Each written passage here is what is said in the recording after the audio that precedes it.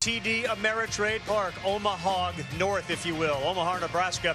And the fans started lining up and running in around 5:30 this morning in anticipation of a national championship. Arkansas is one win away, but they're dealing with a team that has played this way before. Oregon State, backs against the wall. That's when they're at their best. Moments. They come and go. A moment can be the difference between dogpiling. Virginia, Coastal Carolina, the Gators get their first championship. And falling short of your dreams. Their dream dies. It hurts. It hurts. They can define a legacy and last a lifetime. LSU wins the College World Series on a home run by Mars. To live in the moment means not to dwell on the past. Ever since I last out last year, my focus has been to win a national championship. It means to enjoy and savor every minute. Playing for a national championship is a dream come true. Arkansas takes the first, and they're one win away from their first College World Series title. There's a national championship on the line. It's Game 2 of the College World Series Finals. Both teams have played almost 70 games this season, and the season can end tonight. We welcome you to the NCAA College World Series presented by Capital One. Couldn't have asked for a better night. And the Oregon State Beavers crowd, they have been here and they have been loud, but it's impossible to compete with this group from Arkansas. It feels like everyone from Fayetteville has made the trip trying to witness history for their team. Before we play Game 2, let's look back on the key moments of Game 1. 2-2, smothered. They'll go to second for one. Back to first, nobody there. I don't understand how that's interference. That changes the entire ballgame. Rips this one to the left, and we're tied. Madrigal loses it. Wow, did that unravel very quickly. That's a fair ball. Here's the throw. He is moved. And they're one win away from their first College World Series title. A lot of little things led to an Arkansas victory last night. We said so long to 6 teams. We're down to 2, and perhaps the final game of this season. Long season with terrific regionals and super regionals, and now we wait to see what this game tonight has to offer. Laura Rutledge will join us shortly. Welcome to our broadcast position, Eduardo Perez, Kyle Peterson. I'm Carl Ravitch. We got through the aces last night, and they were pretty good. Now you got a couple of guys that aren't usually on the mound on a Friday night. The offenses should shine. Yeah, they should. And for Arkansas, it's an offense that's shiny the entire season. This is a ball club that hit 98 home runs over the course of the season. That's top 5 in all of college baseball. 5 of the 9 in this lineup have double-digit home runs over the course of the year. And it's top to bottom that can cause you a lot of problems. That's why this Arkansas offense has been so consistent the entire season. Dominic Fletcher has 2 home runs here. Casey Martin, the freshman, has been outstanding out of the 2-hole, and they've been aggressive. And when aggressive, they've been very good. 5 for 10 before 2 strikes last night. Bryce Thurman throws a lot of strikes for Oregon State. I expect Arkansas to be very aggressive again tonight. Casey Murphy goes for Arkansas. We'll talk more about the pitching matchup in just a bit. You can hear the crowd behind us. A little bit of a football atmosphere here, which can be good for and motivate the other team, too, actually. It could motivate the other team. This crowd was out there since 5:30 in the morning in the lines. You look at the fans, the Arkansas Razorback fans, I'm telling you this, there's probably plus 20,000 fans out here just with Razorback on their chest. And if you're Oregon State, if you're about this lineup, you need to be able to silence it and silence it early. The top of the order is going to be key. Nick Madrigal is going to be the leadoff hitter tonight. No Stephen Kwan in the lineup. It is essential that they get on base, especially so they can get Adley Rutschman on. 96 hits, 80 RBI. He needs runners on to drive him in. Lineups loaded with future major leaguers. And for more on Oregon State, let's go down to Laura Rutledge. Yeah, Ravi, those future major leaguers for Oregon State had the memory of what happened here last year all too fresh on their mind. They haven't been shy about talking about wanting to win a national championship this year and remembering the sting of last year. I would say we do have unfinished business, and I feel like we're back here for that, and we call it a business trip. Ever since that last out happened last year, my focus has been on getting this team back to Omaha and, finishing it off this year. Last year, got cut short a little bit. We were close, didn't finish the job. So now, we're here, we're back, we're ready to go. And now with their backs against the wall, Nick Madrigal, Oregon State's leader, said they're just trying to maintain their calm. He said last night they were a little anxious, and they talked as a team about coming out here, turning that anxiousness into being focused. They're ready to go, guys, and they said the key here is to strike early and often against Casey Murphy. Well, the recipe worked for them in 06. They lost their first game. Then they lost the first game of the finals. Then they won the whole thing. Beavers hope to repeat. Oregon State, Arkansas, game 2 coming up next.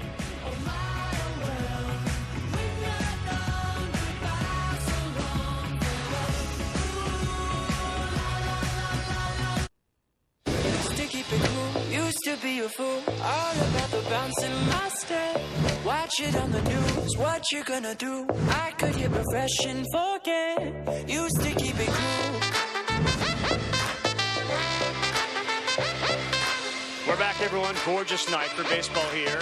Game 1 was originally scheduled for a couple nights ago. Got postponed. We played last night. We play game 2 this evening. Talk about how these two teams have managed to make it all the way to the College World Series Finals. Start with the Hogs. Oregon State lost their opener. Arkansas hasn't lost a game here at the College World Series. Mistakes have plagued Oregon. They've made 9 errors. They did go and win 4 straight elimination games. It's a double elimination format. You can actually lose 2 games and still get there. Adley Rutschman has been outstanding. He likely will be a top 3 Major League pick next season. He is killing it. Got 10 RBI already. And boy, Pat Casey loves to have him behind the plate as the catcher and in the middle of that order. Our Capital One batting order for Pat Casey, who won the championship in both 2006 and 2007. It was ironic. They had Stephen Kwan, the center fielder, who was there last night in the leadoff spot. Then he moved to number 9. Then we got a 3rd revised lineup, and he was out of it. And you got Adley Rutschman leading in the 4-hole for Oregon State. He's going to be key. Leading off, Nick Madrigal. They need to get him on base. This is a wild crowd, and they're all standing room right now in the outfield. Madrigal, the number 4 overall pick in this year's Major League Draft. Looks at a first pitch in there for a strike at 89 from the lefty, Casey Murphy. He's a junior out of Elk Grove, California, 5'8", only 165 pounds. But you talk about fundamentals, and you talk about the mental side of the game. Nick Madrigal is the on- and off-field leader of this club. Center field, Dominic Fletcher going back, going back, going back. Oh, what a start for Arkansas. Willie Mays type catch as Madrigal sent that one deep to center field, and he basket catched it. Starting early, and we talked about this since the beginning of the College World Series, probably the best defender in center field. This was pretty much a Jimmy Edmonds route if you guys followed him throughout his career. Didn't panic, lefty. Watch him not lose his eyesight from the ball. He knows exactly where he is, feeling where the warning track is. Easy catch running under that baseball. When you are on the mound and you see your outfielder's numbers, it is usually not a very good feeling. It's a little bit different when you have Fletcher out there because that route was exactly what he wanted. Ended up cruising to it at the end. It's a long out to start and a tip of the cap from Nick Madrigal. How easy did he make that look? Here's Cadyn Grenier, the junior, 5'11", out of Henderson, Nevada. And that one is on the corner, called strike. Jeff Hendricks gets the assignment tonight. He is behind home plate. Grenier, the 37th overall pick. He'll play shortstop for Oregon State. The Orioles picked him up.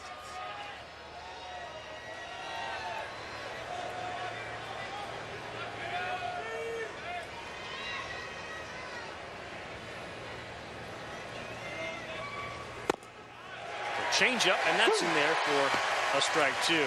Murphy's last start against Texas Tech, he went 4 2/3. He struck out 7.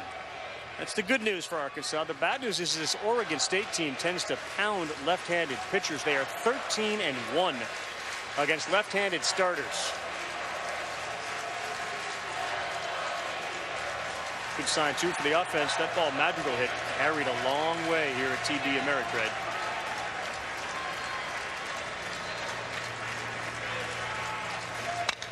Here's another one, and he's going way back. About face, can he do it again? He can. 2 straight shots to the longest and deepest part of this ballpark. And Dominic Fletcher has made both outs. Kind of some loud outs from a pitching perspective there, KP. Yeah, there is. For Casey Murphy, there's going to be a lot of contact, and that's usually the way it is for the left-hander, 6'0", 200 pounds out of Rogers, Arkansas.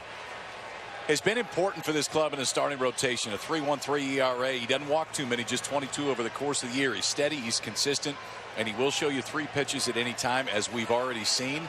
He has the ability to pound the strike zone. The key tonight for Murphy is keeping it out of the white of the plate, because when it is there, you're going to see swings like we've already seen tonight from Oregon State.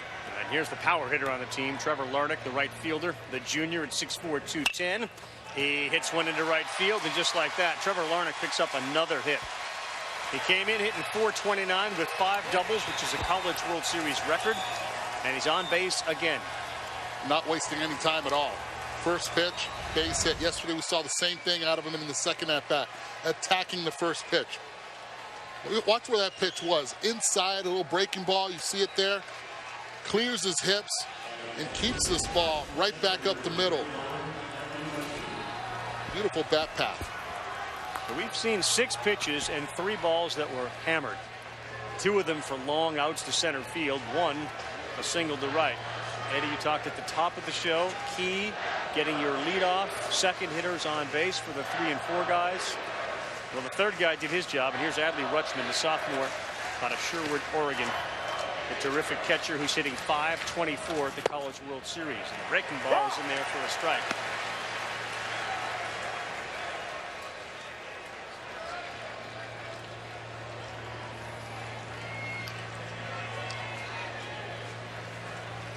Yesterday, Heston Kjerstad from left field, we saw him lose the ball in the sun.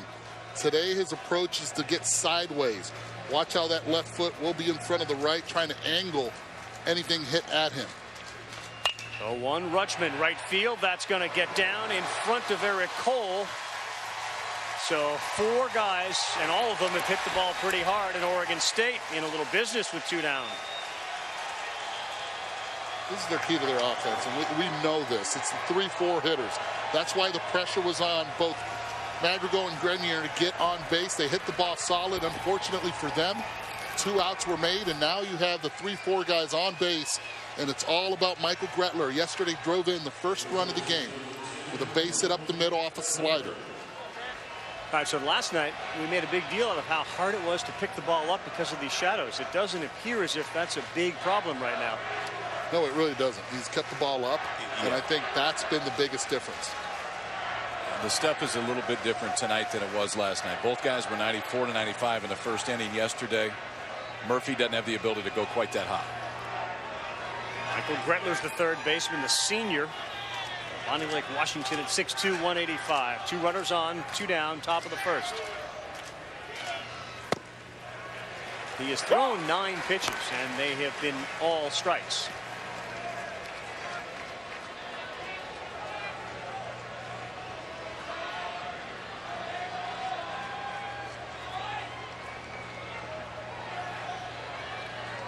Temperature in the low 90s to upper 80s, should get down into the lower 80s by the time the night is over, but you can see Murphy out on the mound.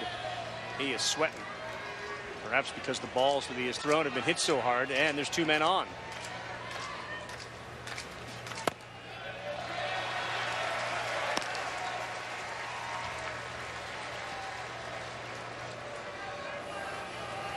Shadows are tough. You got to keep that ball up and it stays flat. These guys have been able to make that adjustment. We've seen it early. One of the interesting numbers from last night, before they got to 2 strikes, Oregon State hitters batted .467. When they had 2 strikes, that average dropped to .105. 1-1 from behind home plate coming to Michael Gretler.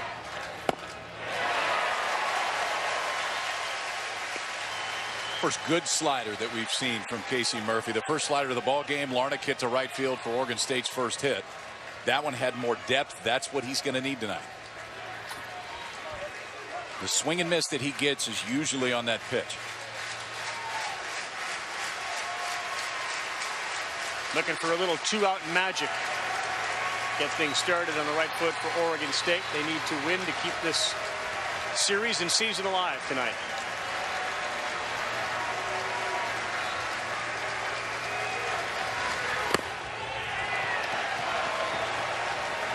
Sorry, the previous pitch, those shadows. Shadows are tough, but if you can execute your pitches, if you don't execute the pitches, that's where it's in trouble. This angle right here, it's like being in a theater. You know, I go to the Adrian Arch Center in Miami. You're sitting in the top, those lights, when they're pointing at you, I feel like calling the president of the Adrian Arch Center and say, John Richard, please, give me better seats, man. I need to get those and see it better. It's that tough right now. You may get better seats now. Yeah. You may name the building after you.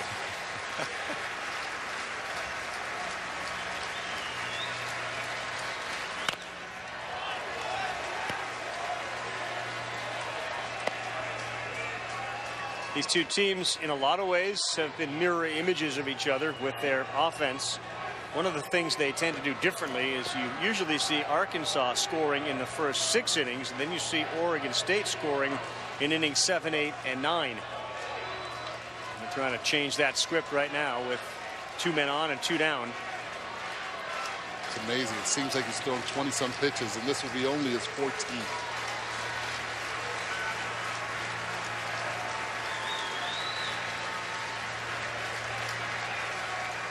Big pitch early here, game 2. He got him. Gretler chased one up and out of the zone.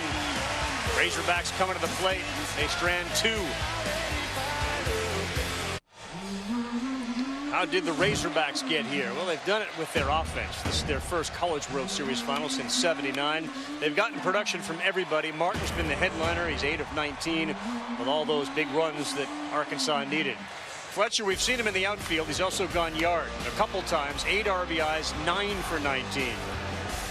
And Wayne Knight last night improved to 14-0 on the season, the perfect season. 2-0, 11 innings, 10 Ks. There's Dave Van Horn, who is making his 7th trip to the College World Series. Our Capital One batting order. You've got a lot of guys that can get to double-digit home runs over the course of a season, and a very gaudy team batting average as well. A little less than Oregon State, but very, very good. And a tough lineup to maneuver. You got 3 underclassmen there that really stand out. Martin Kerstad and Dominic Fletcher, which is highlighted, has been fantastic during this College World Series.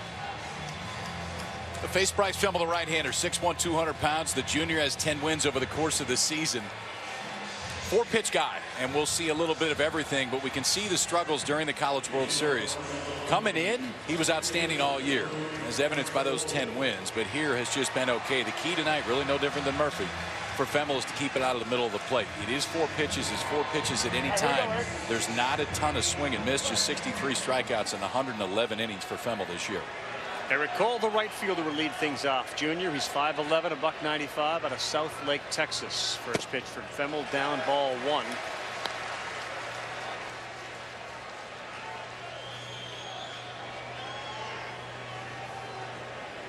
Femmel and Heimlich, the 2 starters in the first 2 games, have not lasted long at all in games. Bullpen fairly well rested, with the exception of Chamberlain, who gave you all those terrific innings last night in relief for Oregon State. Everybody is available, and this is obviously the time when everybody has to be.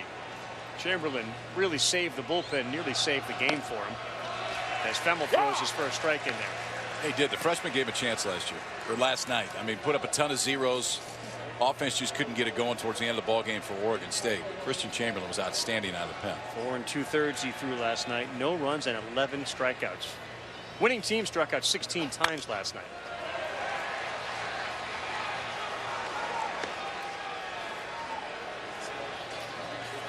So 11 strikeouts, ties a College World Series record in relief. Ties Calvin Schiraldi from Texas. Calvin Schiraldi went on to a decent major league career. But he did. Some good seasons. Here's your 2-2 from Femmel. Nope, 3-2.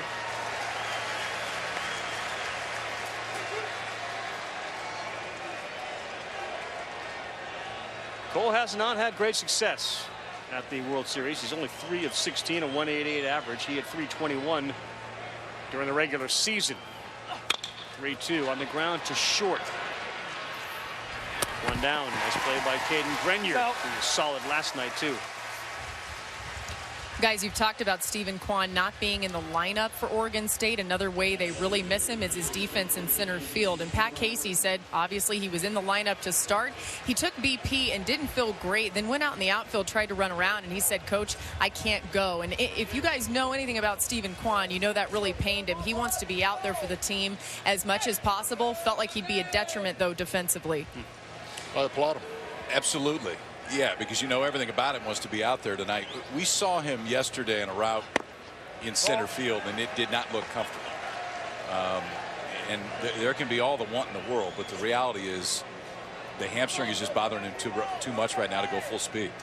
Casey Martin, the third baseman, steps in. He's only a freshman. He's been outstanding. 421 here. Got a good pitch to hit, and he fouled it off down the third baseline. Hit 3 homers in the SEC tournament. And he can fly. This guy can get from home to first in under 4 seconds.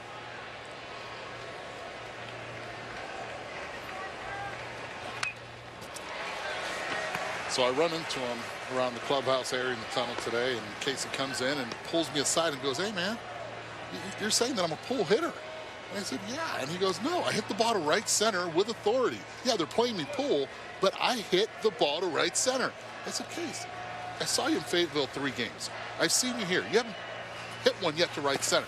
He goes, that's because they're pitching me in. And if they pitch me in, I'm going to pull it. He came back with a good answer, and it reminds me a lot of the approach he has of a young Paul Molitor, and that's a heck of a compliment right there. I guess. Where he hits the ball in that 5-6 hole with authority, can handle the pitch in, but still believes that his approach is to right center. Well, right center today, and right now is wide open. You got Larnick shaded towards the line, and Preston Jones, who is making his first start in center field. Again, Kwan's hamstring prevented him from going, so Pat Casey opted to put Preston Jones in center field. Good defender. Started 9 times in left field and twice as a DH. But between he and Larnick, a lot of space for a guy that professes to be somebody who likes to go to right center. If he does here, he's going to run for a while. Time out, stay here. Don't go out of the box, stay here. All right, here we go. Play.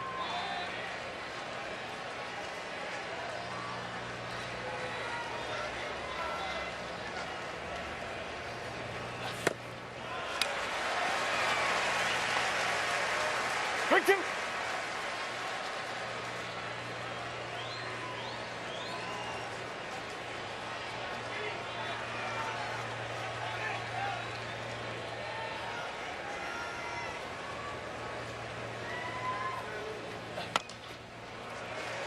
Ball 4, but Martin swung at it. Yeah, but that was a changeup. He's looking fastball. It was located perfectly. You think that 4-seam fastball is down in the zone you have to protect.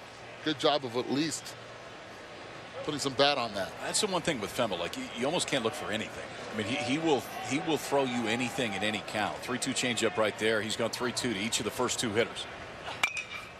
Beaten on the ground. They had a shift on. And Martin is retired. So 2 ground ball outs.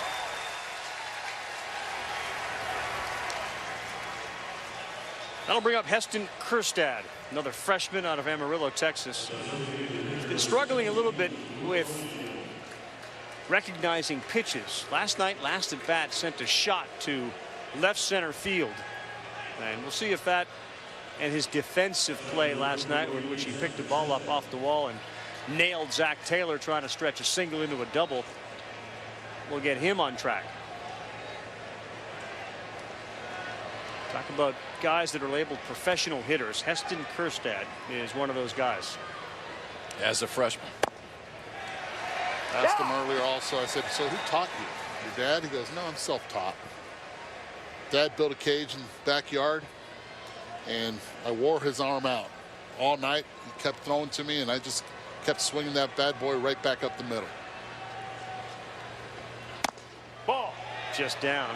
when Heston was looked at and committed to go to Arkansas, he was a high school sophomore who weighed 150 pounds.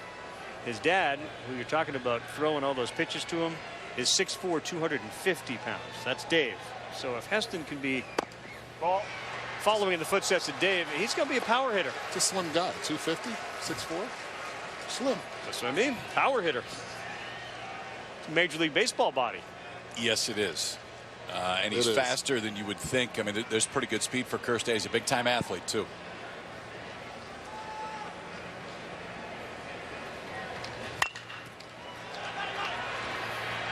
Oh, I was wondering why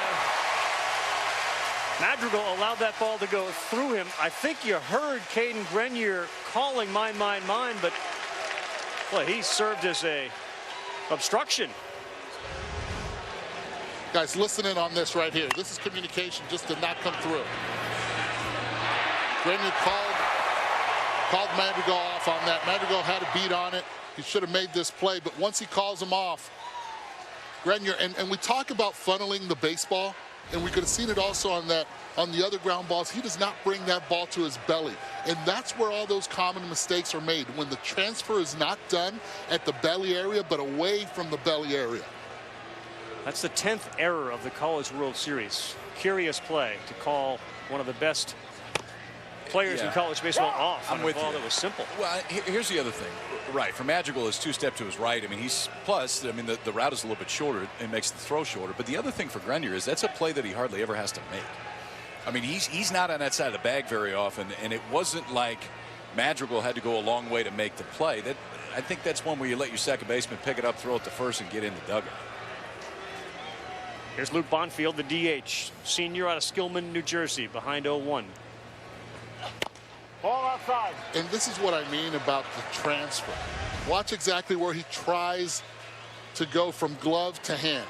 If you make this play close to your body, he does not make this error. Instead, he tried to pull the transfer away from the body, and that's a big no-no in infield play.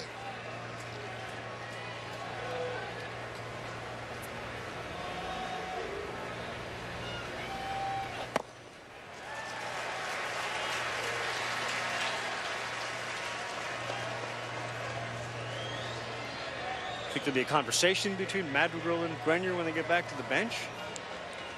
He jumped over the baseball, Eddie. He did. Yeah, he did. Yeah, I think it's his ball all day. And you see this at the big league level also. Guys playing out of position because of the shift. They don't have a lot of repetition there. 2-1 to Bonfield. Not yet. They'll throw over and check on Kirstead.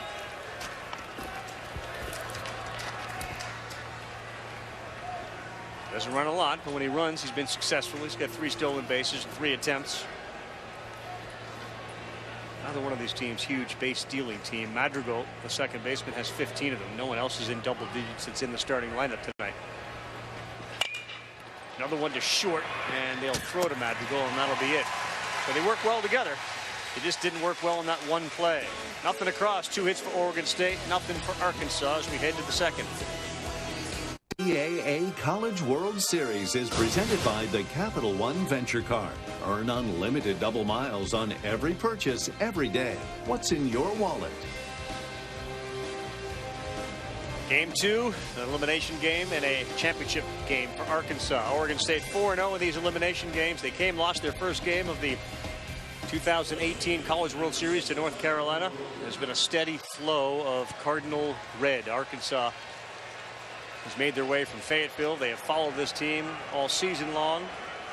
They come into the game looking for their 49th victory of the season. Oregon State, 53 wins, only 12 losses. They bat here in the top of the second inning. We'll start with Tyler Malone, the designated hitter. He has gone yard 3 times here in Omaha. A little late on that one. Will send it to the seats. Good news, it looked like Kirstead did see that ball. He chased it over there, and I think he actually saw that. Last night, what a nightmare for an outfielder.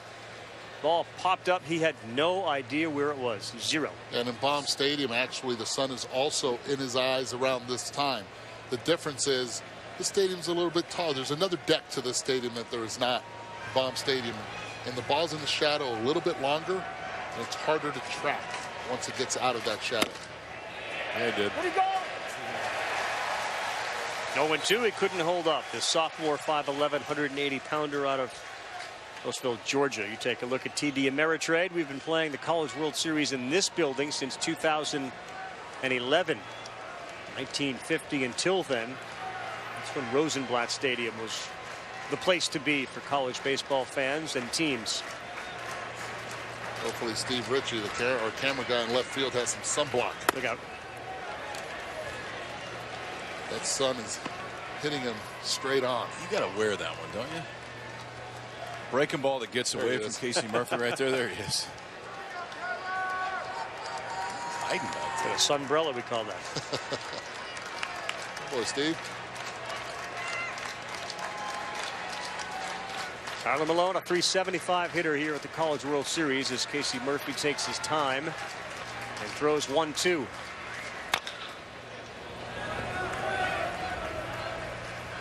You said he had to wear that? Yeah.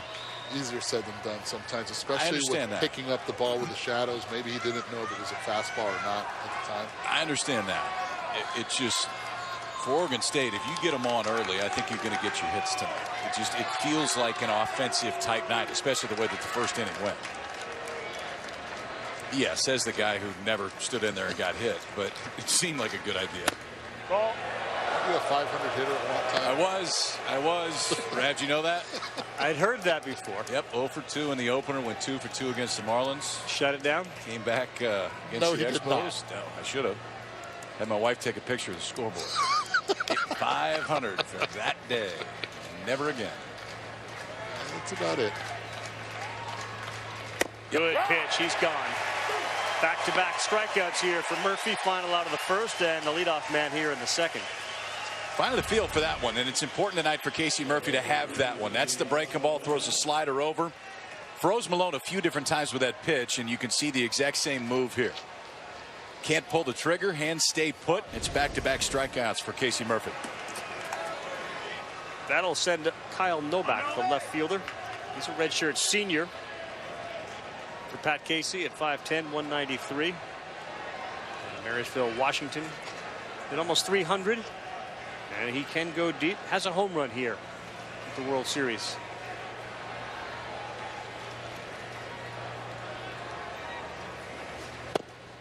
Do you know that Eduardo's got a pitching record too? I heard of that. And that's why I did not return to the scene of the crime. That was it? 2 innings. You did shut it. 2 innings, got the W. Okay. That's it. What level was that? AAA. Did you keep the ball? No. Really? It was a walk-off home. I had to keep the ball. You could have just grabbed one and said that was the game ball. I've done that before. What were the circumstances by which you were pitching? I was the last choice. 16-inning game. We had played extra innings the day before. Okay. And Steve Beazer, which is now the head coach of Missouri, he came in, walked the bases loaded, and they said, okay, we've seen enough. No outs. Here comes a side armor, Eduardo Perez. And I looked to see, I wanted to see how much I was throwing. And? The clock didn't register. Hey, man, I know that feeling. My last spring training, throwing a game in a AA game, and the kid that was charting the pitches comes up to me after the game. He looks at his chart, he looks at me, he looks at his chart, he looks at me, he goes, throw any fastballs? Hardest pitch was 79. I would have released myself at that point. That was all she wrote. The first round pick in '97 of the Brewers. Yes. Thank you for coming. Yep. 1-2 ripped into left field. Kyle Novak.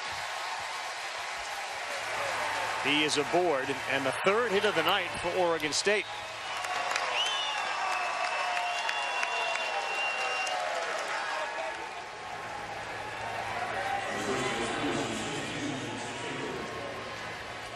Guys, between innings for Casey Murphy, Wes Johnson, the Arkansas pitching coach, went up to him. He's like, hey, man, you good? You know, some hard outs there. And he's like, yeah, no, I'm good. I'm good. It's going to be much better this next half inning.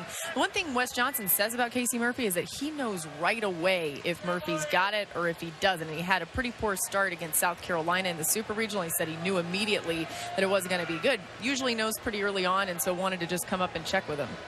Yeah, does that mean his suspicion level is high that maybe we don't have it? As Zach Taylor steps in, the junior.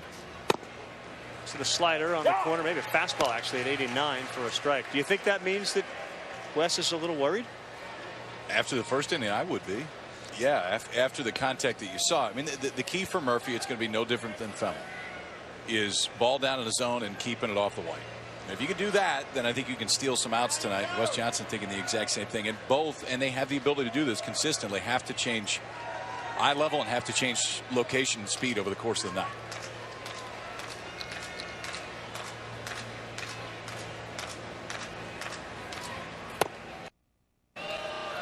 Guys, earlier today I took a walk around the parking lot area just to see, because there were long lines since early this morning, and I ran into Murphy's dad. I call him Papa Murph now, and Papa Murph told me, he said I hope he does better than he did in his last outing. He was keeping the ball up, and so far what we saw in the first inning, he kept the ball up.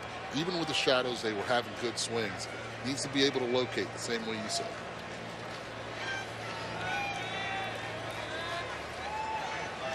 1-1 to Zach Taylor, the first baseman. Change up 1-2. That's a good one too.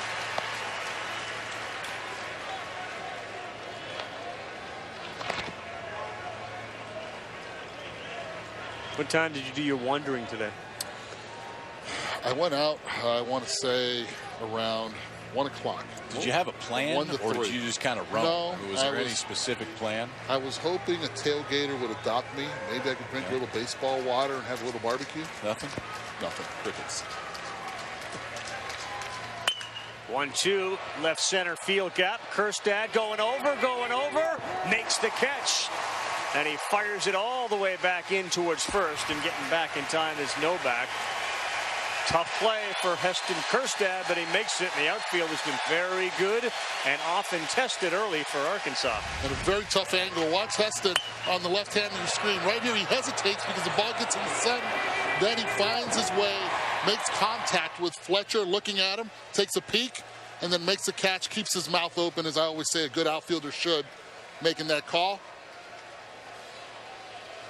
Nicely done right there. The focus stayed on the baseball. That son's a beast. Now you can see not a lot of fun out there. They've made the catches. Started the game off with Dominic Fletcher going all the way back and making a Jim Edmonds type over the shoulder catch, taking extra bases away from Nick Madrigal. And now Preston Jones, who was inserted into the lineup very late. If you're just joining us, Stephen Kwan, who is typically the leadoff hitter and center fielder for Oregon State, was in the starting lineup in the leadoff spot. Went out to the outfield, chased some balls around, took some batting practice, and it was decided that he was going to then hit in the 9 spot and play center. Then Pat Casey further decided he's not going to play at all, and it was Kwan, as Laura Rutledge reported, who went to him and said, I can't go. So Jones gets the nod, the first timer in center field. 286 hitter. He played 36. They had that one nailed, thrown down. Perfect. How about the pitch out? And Grant Cook throws out Kyle Novak like they knew it was coming. And they just pitched out with a guy that did not have a stolen base attempt the entire season. They got something. That's a pretty good idea right there.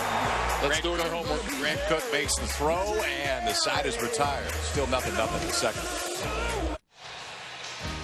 We're back. This is the NCAA College World Series presented by Capital One here on ESPN. Omaha, Nebraska. Over 25,000 filled it last night, and we will have the same number, if not more, tonight.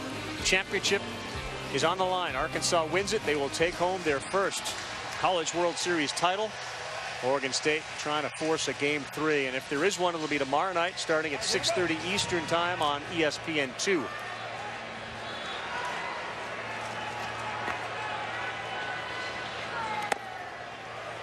Bryce Fremmel back on the mound. He'll face Dominic, Fletcher, Carson Shaddy, and Jared Gates. Small thing, but I got to talk to my guy Rutschman.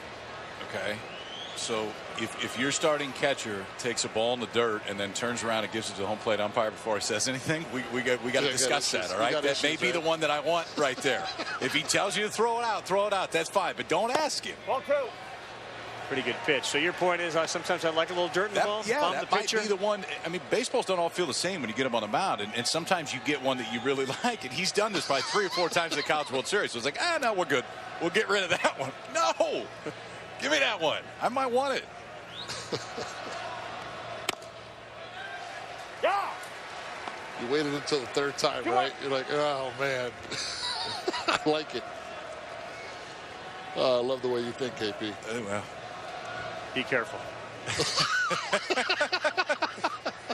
A lot of tracks up there. Thank you, Rav. Yep, there's some noise. Fletcher's got one of the great left-handed strokes. When you see him, he finishes as if every time he makes contact, it's going to go over the wall. He's looking for a little chalk to throw in that bat.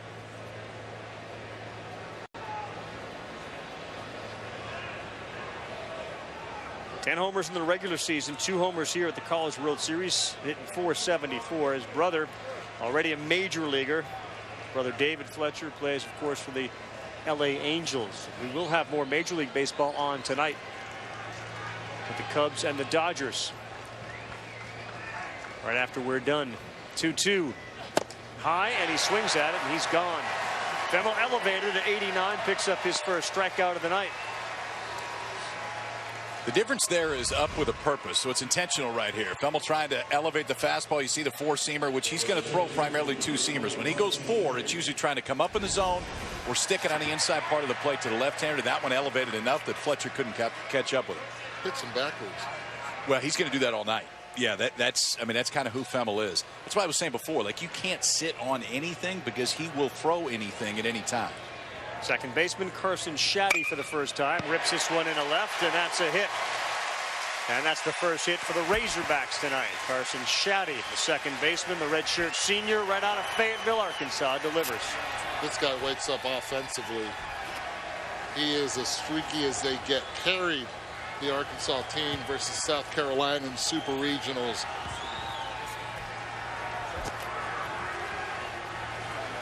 Guys, Carson probably feels a little better after that happened. Before the game, he said he was unusually nervous. He said, you'd think that I wouldn't be that nervous considering the situation we're in, but I'm really nervous. He was hoping that it would go away once first pitch came around, but then he feels a little better after getting a hit. Usually helps, no doubt about that. For a club that has a ton of power, and Arkansas does, Shaddy has the best slugging percentage on this club. He's the only guy slugging above 600. This is Gates. He made one of those SportsCenter top 10 plays last night.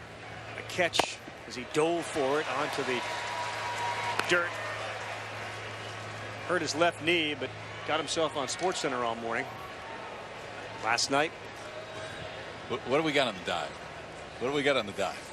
The extension? There was a kind of a post-catch dive, but it got him on TV a lot last night. Gator armed it. I don't blame him. It was great. No, I don't blame him either.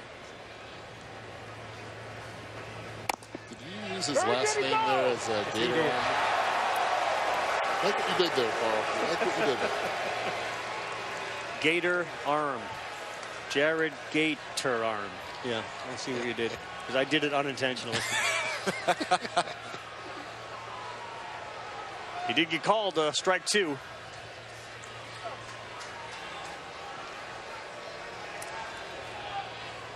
Six of 17 in the College World Series. A home run for Jared Gates out of Wichita, Kansas.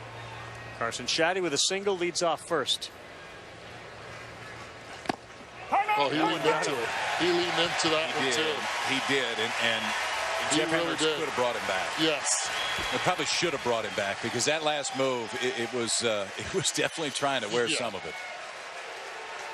That'll get Pat Casey out of the dugout right there, and I think rightfully so. First base umpire's coming in. He may have a point to share as well. Chris Koski.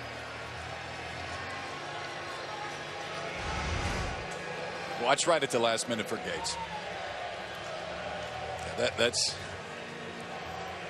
I wasn't even looking at the monitor. I was looking straight over, and just from right behind home plate, you could tell that bottom half leaned into it. Let's see it again. I mean, there's going to be people who said he was trying to get out of the way of it. And I think because the pitch was down, it was going to be really difficult for Jeff Hendricks behind home plate to be able to make the call. Timeout, first base.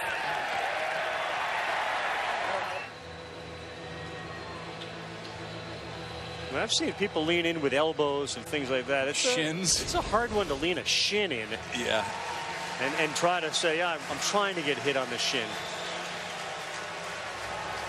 Oregon State last night, for the most part, it felt like most calls that were either reviewed or discussed ended up going against them. Agreed. Just the way it played out last night.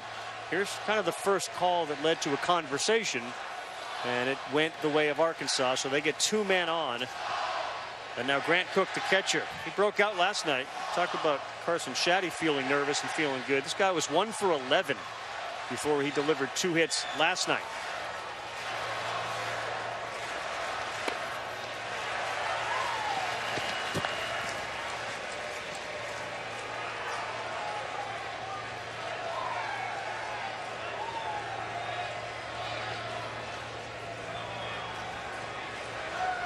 Like Carson Shaddy, Cook out of Fayetteville, Arkansas, a junior at 6 feet, 206 pounds. 2 on. Shaddy with a single. Gates hit by the pitch.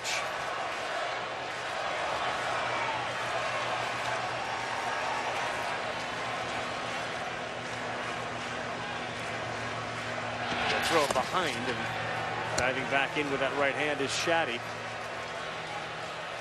Oregon State leaning on their scouting report when it comes to positioning. Grenier playing way off second base. Usually you see the second baseman and shortstop double play depth. He's played more in the 5-6 hole.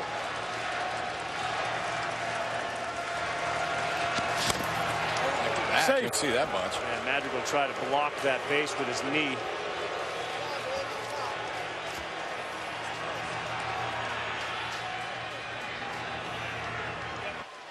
And I think he succeeded in perhaps jamming up Shaddy's fingers.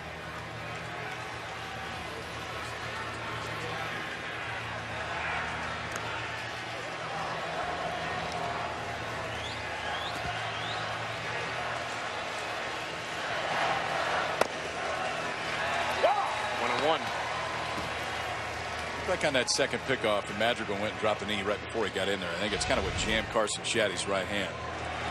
I mean, we had just picked the second base, and you don't see anybody go back. Yeah, he absolutely. That lefty came right in front of the bag when he went to make the tap. See Shaddy's hand just jam right back into him.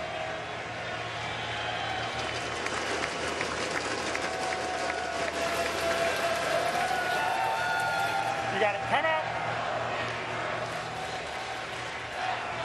All right, here we go. I got you. Play.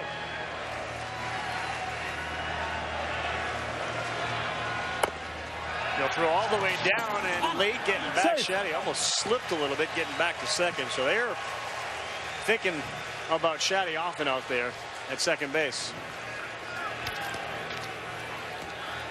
If you watch Madrigal closely, he's given signs to his pitcher Femmel on whether to throw or not to. Well, where Madrigal's playing too, he doesn't even necessarily need to know that Rutschman's going to throw that ball to second base, because he can react just on the move right there. If they're playing normal depth, it's something where your middle infield has to be aware that Adley Rutschman's potentially going to make that throw. Now they try to pick again. Shaddy's only stolen 4 bases this season in 6 attempts.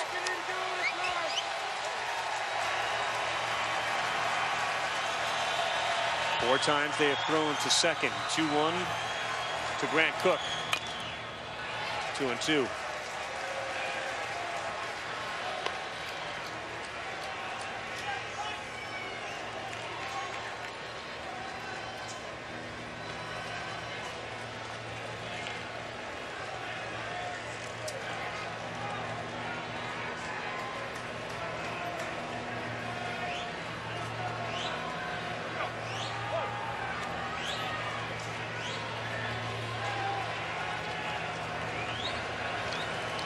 There's hardly objective crowd here, waiting for some reason to explode.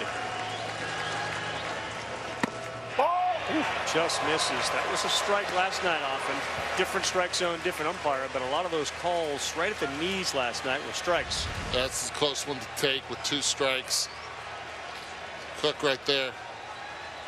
As a hitter, you're just praying the umpire calls a ball. You don't even look back at him.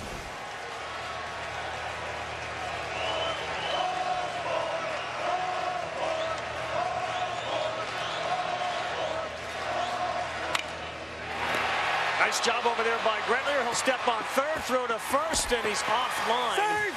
But Michael Grenier saved a run by protecting the line. And he wipes out Shaddy at third. Yeah, dead pull hitter right here. Hits one down the line. Nice play by Grenier. And I like the decision. Once you drop to a knee, save. Get the lead runner in Carson Shaddy. And if you can, you make a perfect throw to first and get him out. Taylor does a nice job of getting off the bag and just catching the ball, not trying to stretch, letting that ball get by him. So Shaddy replaced at second by Jared Gates. Cooks at first. Here's Jax Biggers, the number 9 hitter, with 2 down in the bottom of the second. Biggers a junior, 5'11", $180 out of Missouri City, Texas. He's got some power out of that number 9 spot. And the wind tonight, for the most part, flat and blowing maybe in very little. Realize that's a fastball he got down on the knee to block. Usually you don't see catchers you don't see that much. That's exactly right. That fastball, a lot of times there's not enough time to get down. No. You just go down and pick it.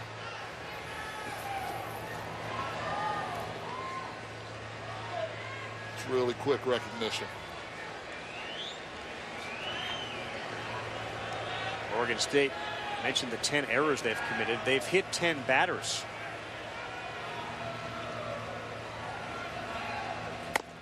Great pitch. Change up in an 80, and way out in front of it was Biggers. Of the off-speed stuff, that seems to be the one that Femmel has the most confidence in so far, is the changeup. Has good late life. Sink down in the zone. That got Biggers to swing right over the top.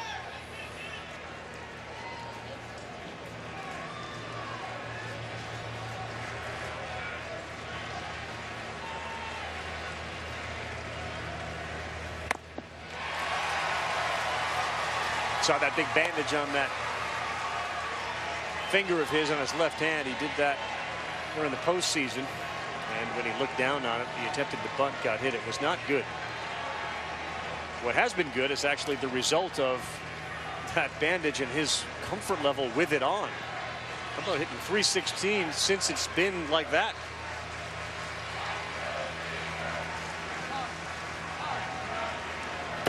Well,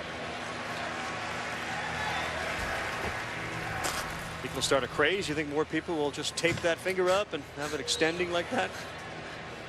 Hey, I saw that on TV. I think I'm going to try that. Worked for that guy. Like the elbow sleeve for the kids shooting baskets outside. Whatever they're doing, we should do. Because that one matters.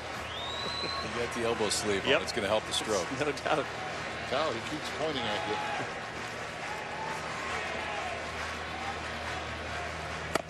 Ball. 4 straight changeups. 2 that he swung and missed, and the last 2 have gone out of the zone. 3-2, 2 outs. Runners will be in motion here.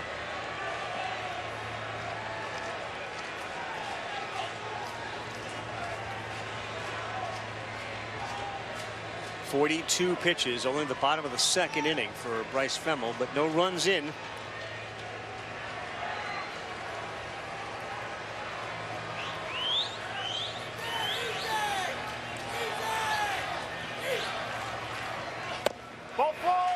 This is close one, and now the bases are loaded, and you're going back to the top of the order. Tell you what, the takes are good. They're close. Yep. We saw Cook take almost a strike 3 call, which would have been at the knees. It was called the ball. That one right there inside. Little frustration by Femmel, asking where are those pitches. We said during the course of this tournament, it happens all season. This guy's a quarterback playing second base. I mean, when there's any moment that Nick Madrigal thinks that he needs to take control, he is not afraid to take control. That time, something that he wanted to say to Bryce Femmel on the mound, and Adley Rutschman, his catcher, caught them both in. Could be a pep talk, could be something about signs, but the kid has a high baseball IQ at second base. Eric Cole, leadoff hitter, bases loaded. First big chance for Arkansas. First pitch in the dirt, and Rutschman holds on to it, 1-0. 52 RBI on the season for Eric Cole, and he has really struggled here at the College World Series. 3 for 17 and 0 for his last 10. Leadoff hitter, one of the better hitters on this team all season long.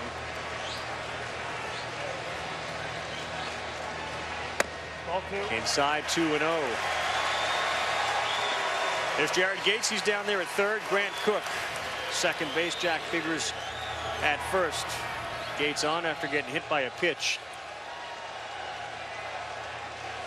Hit by pitch, fielder's choice and a walk. That's how they scored 3 runs with the bases loaded. There wasn't a lot of hitting going on by Arkansas.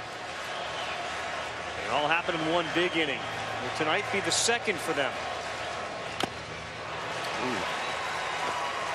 Looking for something else 2-0 with that swing against an 88-mile-an-hour fastball, because Femmel threw it by. How can you though? 88. I mean, you got the bases loaded.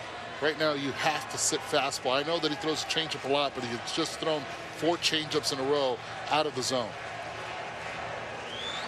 He mixed in a couple fastballs that he had missed with, but the fastball is the one that you have to look for. 2-0. Grounded out to short his first time up. 2-1 in the dirt, gets away. And just like last night, they do not need a hit to get a run. 1-0 Arkansas. We talked earlier about an 88-mile-per-hour two-seam fastball that Adley Rutschman got on his knees and he blocked. This time, this ball is a little to his right. Can't do it. It's a two-seamer, 87 miles per hour. And he actually played it right. You have to backhand it. There's no way he can get in front of that ball for a two-seam fastball. Unfortunately for him and the Beavers, they end up down 1-0, runners at second and third. Well, the other thing there, you're expecting the miss to be on the opposite side, on the arm side, usually with Femmel. The miss on the two-seam fastball usually runs too much. That one he held on too long, and Rutschman couldn't get the glove there. 3-1. Ball 4, loaded again. The pitchers are not missing by much. And now Casey Martin comes to the plate with the sacks full and some. And this is what happens when you miss location. Watch where the pitch is.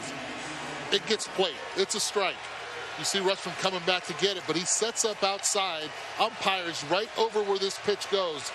Just right there, because he's on top of it, a little bit off the plate, doesn't give him the call. Brandon Eisert has gone out to the Oregon State bullpen. Nate Yeske is coming to the mound to have a conversation with Bryce Femmel. So to recap, similar to last night, there was a first inning error. There was a hit batter. And then there was a wild pitch which allowed the run to score. Arkansas is not lighting it up with the bats. They've got 1 hit. And yet they lead 1-0 and still have them loaded as Eisert begins to loosen in the bullpen.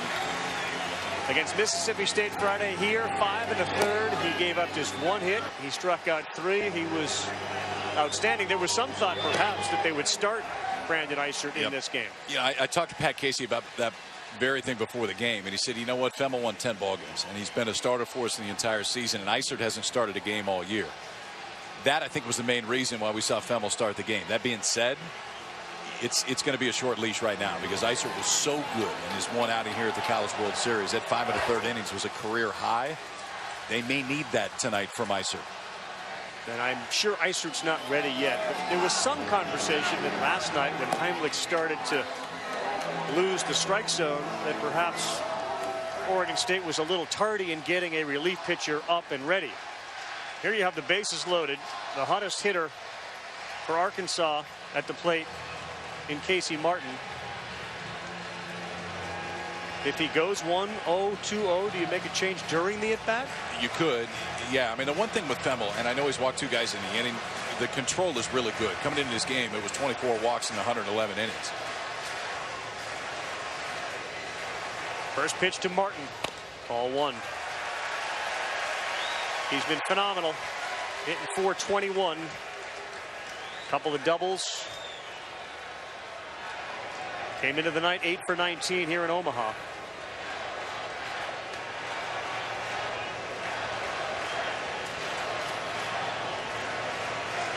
Dangerous guy to have up.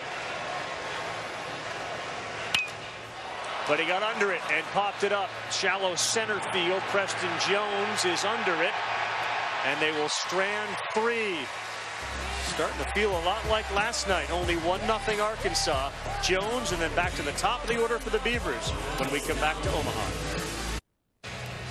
Dominic Fletcher's older brother David is in the big leagues with the Angels right now, and that resulted in a very special call for Dom the other day.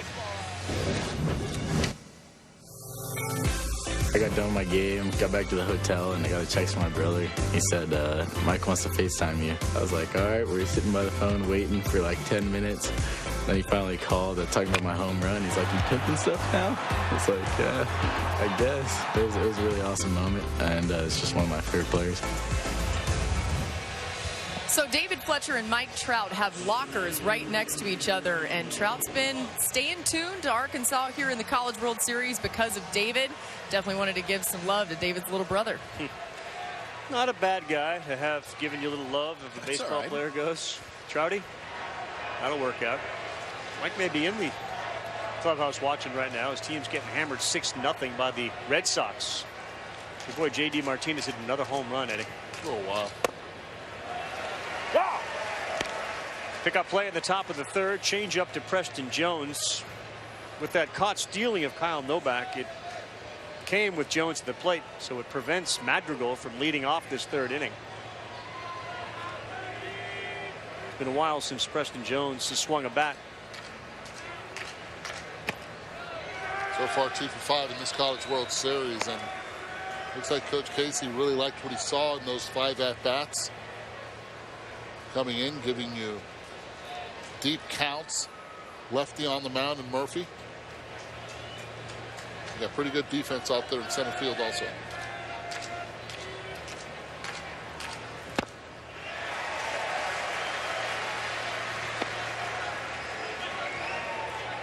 You know, at the top you mentioned how you need to see some production from the 1, 2, 3 hitters to get it to Larnick and Rutschman. They're also going to need some guys at the bottom of the order, and Novak got a hit. Somebody else is going to have to hit besides Madrigal, Larnick, and Rutschman for this team to be successful long term. Win tonight and tomorrow night, right? Oh, they have to. Hit the glove for a strikeout. Third strikeout of the night for Casey Murphy. There you go, Logan Forsythe. He was an all-SEC first-teamer here at Arkansas. Getting some rips right now at Dodger Stadium. David Ross, Tim Kirkland, Dave Fleming have the call again of the Dodgers and the Cubs. Comes your way following our game, and if our game isn't complete by 10 Eastern, start about ESPN2. Arkansas leading 1-0 over Oregon State. Top of the order, Madrigal hit a rope to center field his first time up, and he doesn't wait very long if he sees a good pitch. So first time through the order, 3 strikeouts for Casey Murphy. But the first 4 in this lineup were all going to be big leaguers. Madrigal, Grenier, Larnick, Rutschman, all with loud, well, 2 with loud outs and 2 with loud singles. See what they do the second time through. See Casey Murphy standing there in the sunlight, throws it into the shade. That one's up, and it's 2-0.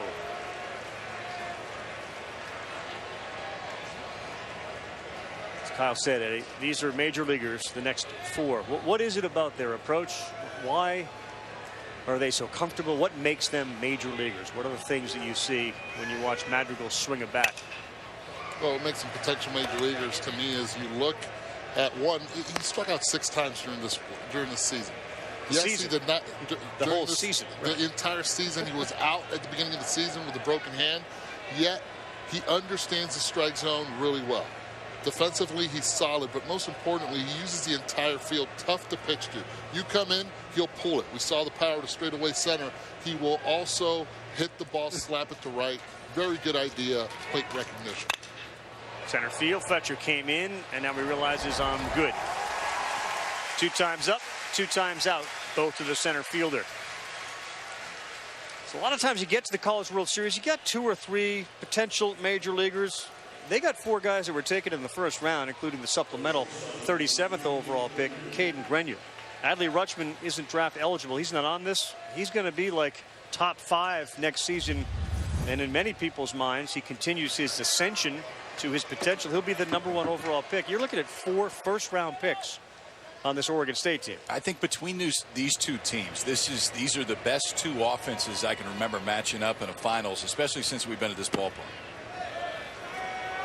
Yeah, we've seen arms. Florida brought their arms. Their pitchers and their draft picks were high again this year. You got Jackson Coar, Brady Singer, both going to the Royals, both top 33. But combined offense, I can see that. He gets a called strike and a breaking ball into Cadyn Grenier. And you can hear a chorus of boos. Some Oregon State fans not pleased with that. That call. There's Rutschman.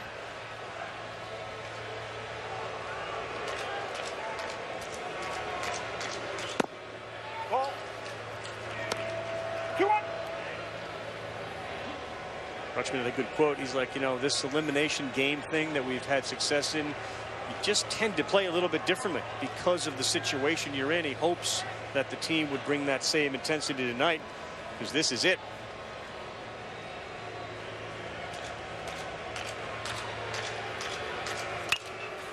Popped up, playable. Shaddy. That'll do it. We'll come back to Omaha. Arkansas coming back to the plate. Kerstad, Bonfield, Fletcher. Can't go anywhere else in college baseball and get fans like we have in Razorback Nation. All these Hog fans really come out and support us, and it's pretty much like we're playing a home game here in Omaha. It's really awesome just to hear that stadium call the Hogs and get really loud.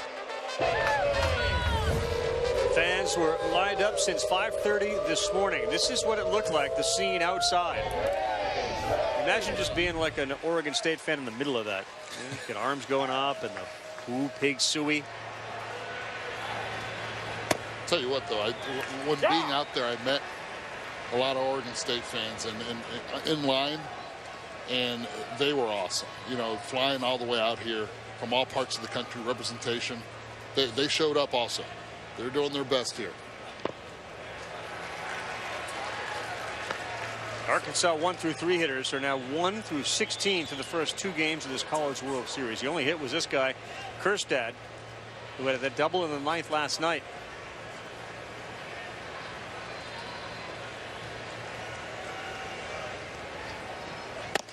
Inside. 2-1. You guys are talking about all these Arkansas fans here. A couple of the Oregon State players were hearing woo pig suey during batting practice, and they looked over at me and said, what are they saying? We've been trying to figure it out. They could not decipher it. Not a translation for that to those guys. Right.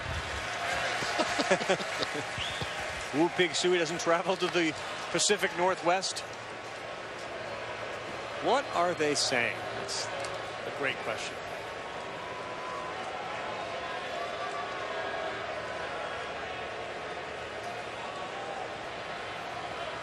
Four different SEC schools on a 3-1 ball 4 have won the College World Series title the last 10 years. LSU, South Carolina twice, Vanderbilt, and Florida. Arkansas trying to add their name to that. And there you go, the SEC schools that were represented at this year's College World Series. And that's it. You see Pat Casey or Nate Yeske signal to bring in Brandon Eisert. So 1 walk here in the bottom of the 3rd. And you knew this was a real likelihood. First sign of trouble for Femmel. He's gone. Eisert comes in.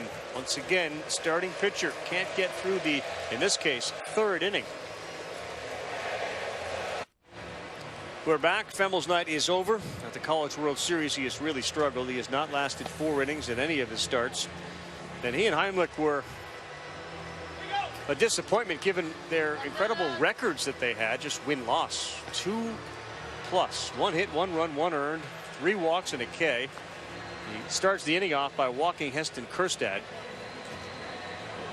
And I understand that this team is known really for its offense, but between Heimlich and Femmel, you're looking at like 26 wins and 2-3 losses this season. Yeah, it's actually pretty remarkable that Oregon State's in the spot that they are, given how much their starting pitching has struggled. This is one of the reasons why. Brandon Eisert's been outstanding so far in this College World Series. His last outing was about as good as you can ask. 5 1/3 inning, against Mississippi State, gave up just 1 hit, walked 1, struck out 3, threw 72 pitches in that one. And again, that 5 1/3 was a career long as far as innings pitched for Isert.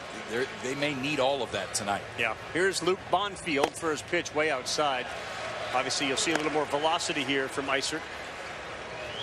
For his pitch, 88. He will try to do what Christian Chamberlain did last night. He gave him 4 2/3 of no-run ball. He struck out 11. Another one of those guys on this Arkansas lineup who has not got on track here in Omaha. 2-0. It's a little funky too. I mean, it's like a little Sid Fernandez turned it back 25 years, where he breaks that back leg down, pauses for a minute, then jumps at home plate. That's why that fastball looks like it jumps on you. The 88-89 plays up. Changeup's really good for Isert.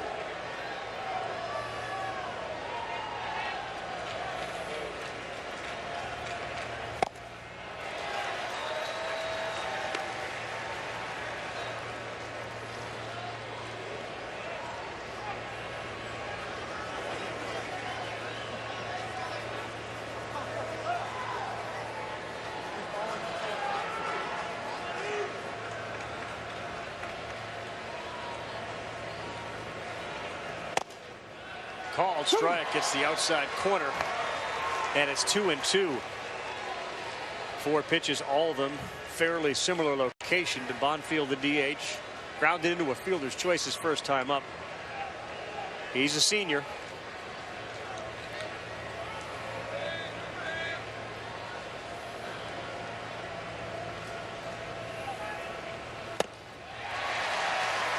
And that second called strike set up that swing. Absolutely it did. Made him start looking away, and he expanded as a hitter. Once you get out of your comfort zone and start doubting the umpire behind the plate, you start chasing pitches out of the zone. And 2-2 count. Luke Bonfield chased a pitch out. Watch where this pitch was right here. This was the 2-1 pitch. It would have been 3-1 instead. Now it's 2-2. That's called a strike. Then on the 2-2 pitch, he expands. No chance, as it was elevated also. Dominic Fletcher, there'll be no pitch here. He'll throw over to first. Kerstad, who's there, has been on twice. He reached on an error and a walk.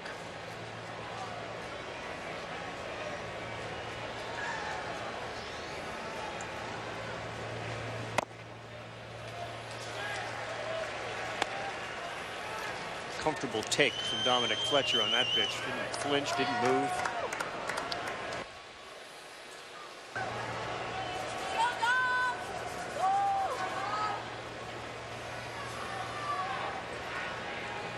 A rare California kid on this Arkansas roster. Fletcher is it at 5'9", 188.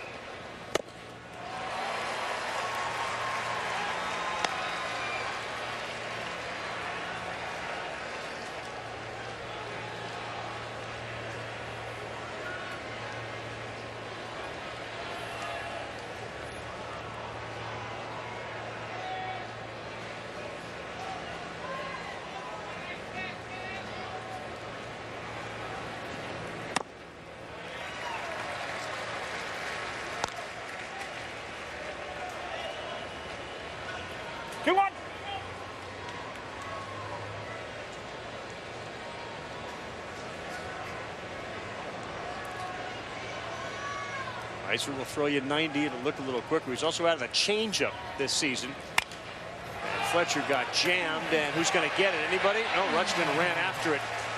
Same way he used to run down a football field seeking out a would-be tackler after kicking off for Oregon State. Throw some pads on him. It felt like he was ready to go hit somebody. Yeah, he picked this ball up pretty quick also. First thing he does is take off that mask, and there he goes.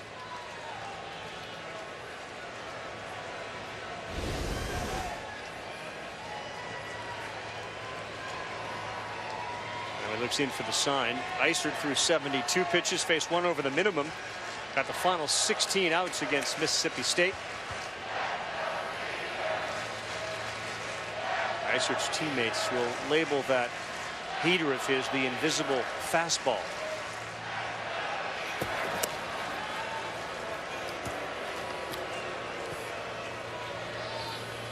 He also pitched in the opener against North Carolina. He just gave up 1 earned in 4 innings of work. He threw 81 pitches. Be a starter next year, Kyle? Isert? Yeah. Yeah, I think he absolutely could. I think Christian Chamberlain, we've seen, absolutely could. Able? Absolutely will.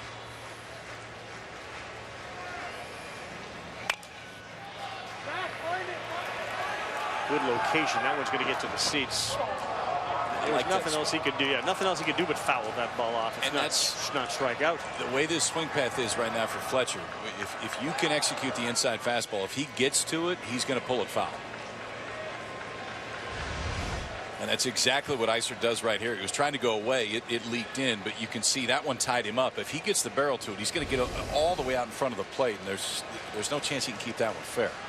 The one he's going to hammer is that middle away fastball if he gets to it.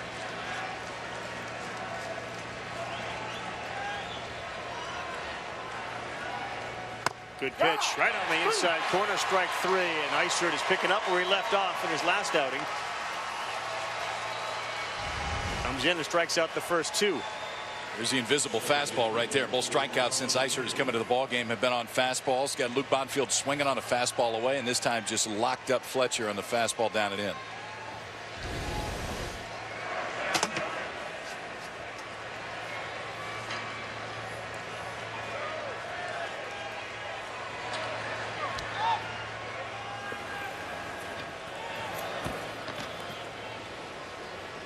All gas, no brakes. That's one of the things that Dave Van Horn wanted his team to play like tonight, even though they were up 1-0.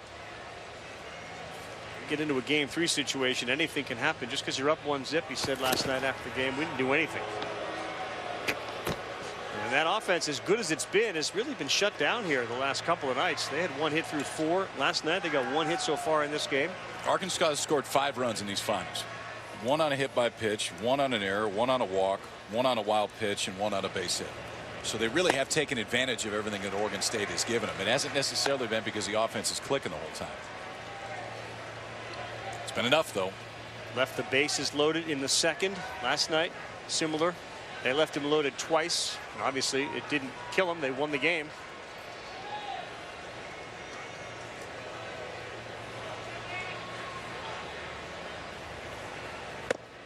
That's a good pitch to even it up at 1-1. Shaddy looked around yesterday and he looked at his teammates and said, this is crazy. Seeing all these folks here. He grew up in Fayetteville. He wanted to be a Razorback since he was about 4 years old. And not heavily recruited out of high school. Dave Van Horn played with his dad at Arkansas back in the early 80s.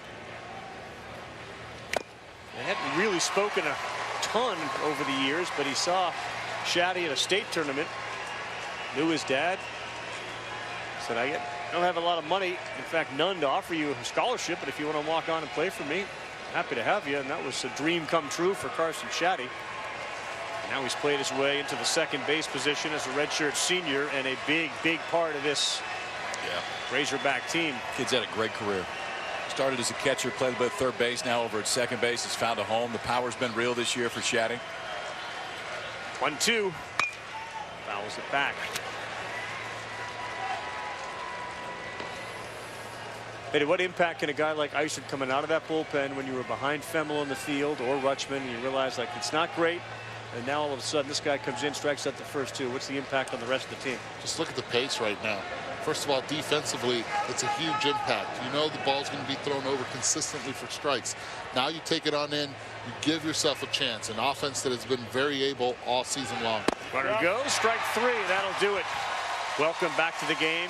Brandon Isert strikes out 3. Battery mate goes over and gets a high 5, and we'll see Adley Rutschman when we come back. Different. Obviously, I've shortened up my stance. I load more into my hip, which allows me to kind of be more balanced when I land my bat path. I'm able to get inside and be longer on plane with the baseball. I think that's why I've been able to hit more balls to opposite field with power. Hitting's a tough ordeal, so it doesn't happen every time. Adley Rutschman's adjustments to his swing have paid big dividends for him, but one of the main reasons why he was able to make those adjustments was focusing full-time on baseball. He had been part of the Oregon State football team as their kicker and made the decision that he was going to go to baseball because he loved baseball and only just liked football. But he said it was a lot harder than he expected, and in fact his mom was upset about it. She said, wait a second, I really enjoyed watching you play football. Are you kidding me? And he's like, Mom, come on, I'm going to really focus on baseball. She had to really be convinced that it was going to be okay. Now he says he has a hard time actually watching a football game because he wants to be out there and play, guys. He really wants to get out on the football field all the time, too. No doubt. Yeah, it's rare. Rare nowadays where a mom would encourage your son who wants to change or devote himself to one sport to try to convince him to stay to the other one, and he was really good at it. It was a full ride then, too. It's true. That's another factor. This is Trevor Larnach first, and he hits one foul. And those hitting adjustments, he went to the Summer League and the Cape Cod League and made those adjustments, struggled there offensively, but he was okay with it as long as he knew and he understood what the process was. Use the inside part of your leg, the left leg from the left-handed stance, and then the right leg from the right-handed stance, and he stayed inside all that strength, and it's worked well going opposite field and using it well to recognize off-speed pitches too. Larnach, frightening bat speed. 0-2 misses up high. There's a guy out of Pleasant Hill, California. 5 doubles, which is a College World Series record. 7 RBIs. He's hitting .429.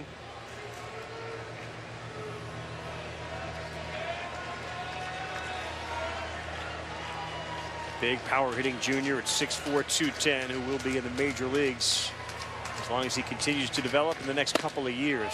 Good take, 2-2. Tough hitting here for Murphy. You got Larnach, who singled, then Rutschman. He too singled in the first. This plays perfectly into the Razorbacks' plan. If these guys are going to come up to hit, make sure there's no one on before them.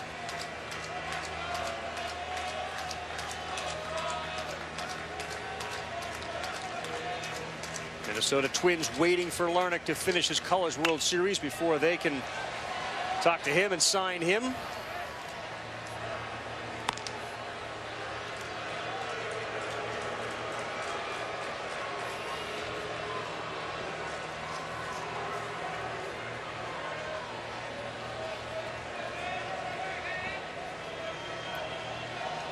Blaine Knight, starter and winner last night, and new fishing buddy of Kyle Peterson.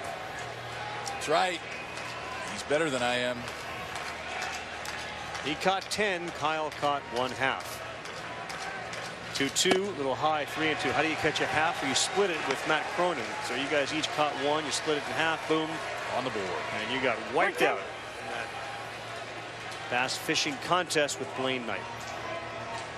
I covered. It was plus 11. So you.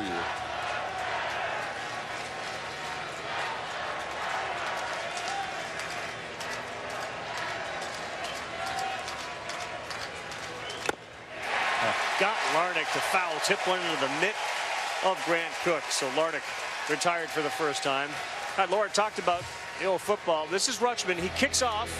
Boom! He recovers his own onside kick. Adley Rutschman kicked off, recovered his own onside kick. And then in this game against Stanford, he kicks off to one of the great return men really in the history of college football, certainly recently. And Adley Rutschman is there to tackle McCaffrey. That's why Mom was a little upset. He's good. He's good at this too in the fourth. Looks at a called strike from Murphy. What'd you do? You blow your monitor up over there? Almost went over. Not quite sure what happened. I think you saw that. I heard it. Focus on the field right there. We got action on the field. Eyes we need to look over here. Forward. A lot of noise over there. It went down just like McCaffrey did on that play.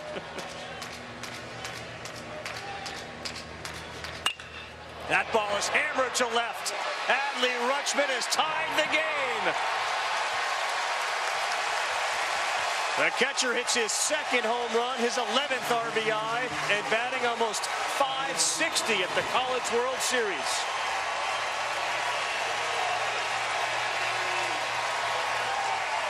We talked about the approach. Laura talked about it also. Watch his hands, legs, quiet. The start is early. Stays on the inside part of that right leg. Pitch recognition.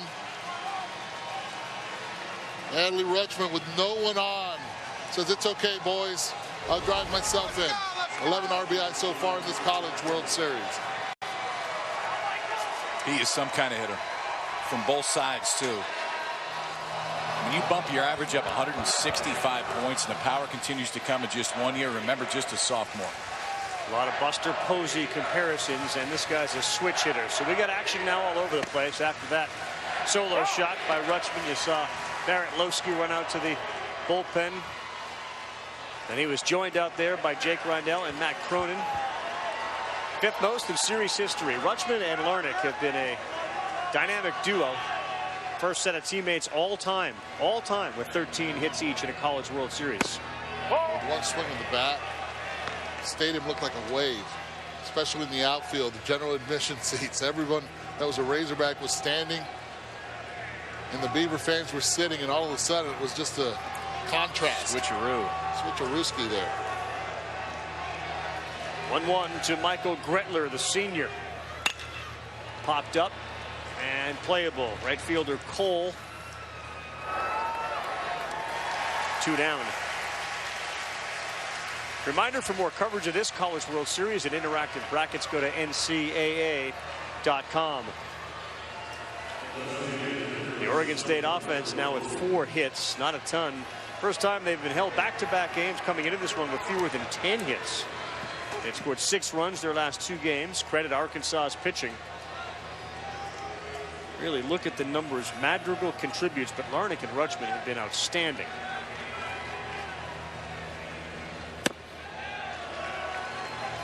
And now Tyler Malone struck out his first time up. Early in the World Series, he was hot, 3 homers.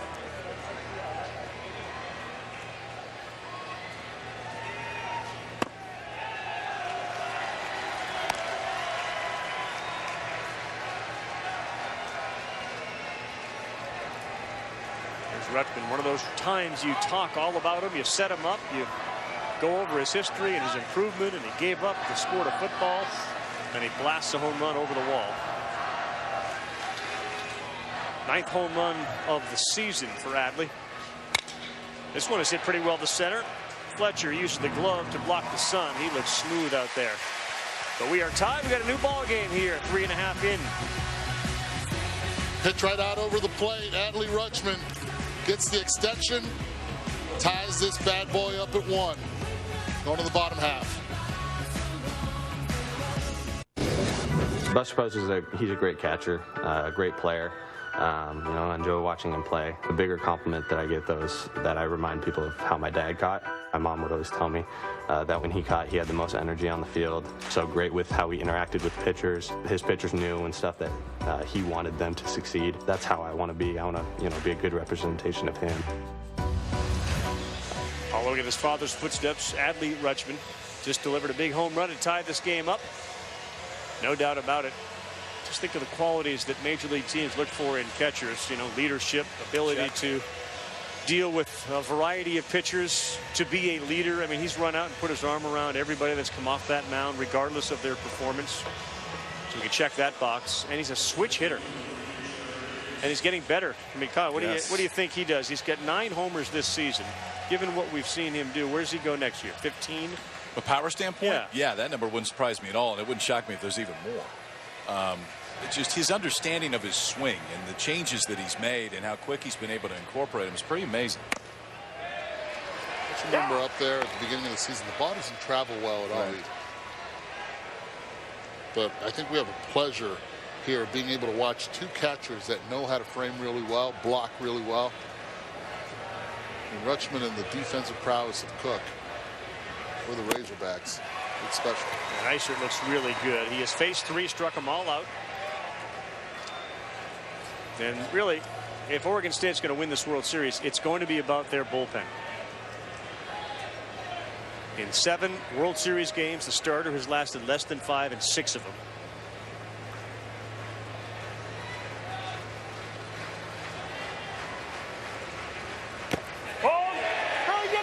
No, he did not, so not another strikeout. Through the 3 innings tonight, this bullpen, Eddie and Kyle, have struck out 35.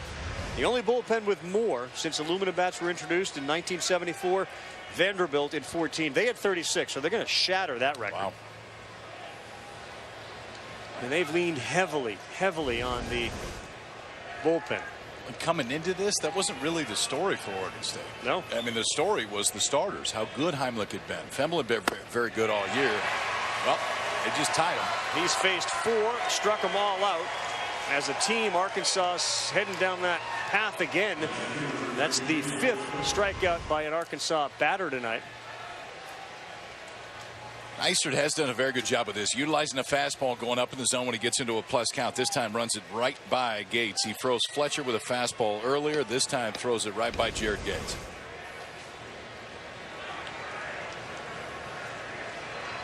Grant Cook, then Jax Biggers here in the bottom of the 4th. Arkansas again, 1 hit. Ball.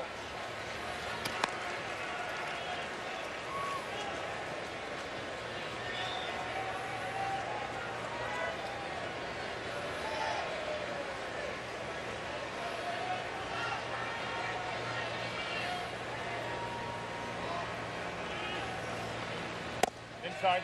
2-0. Some numbers on that Rutschman homer if you're looking for them. It traveled 369 feet. Launch angle of 27. Exit velocity off the bat, Eddie, of 101.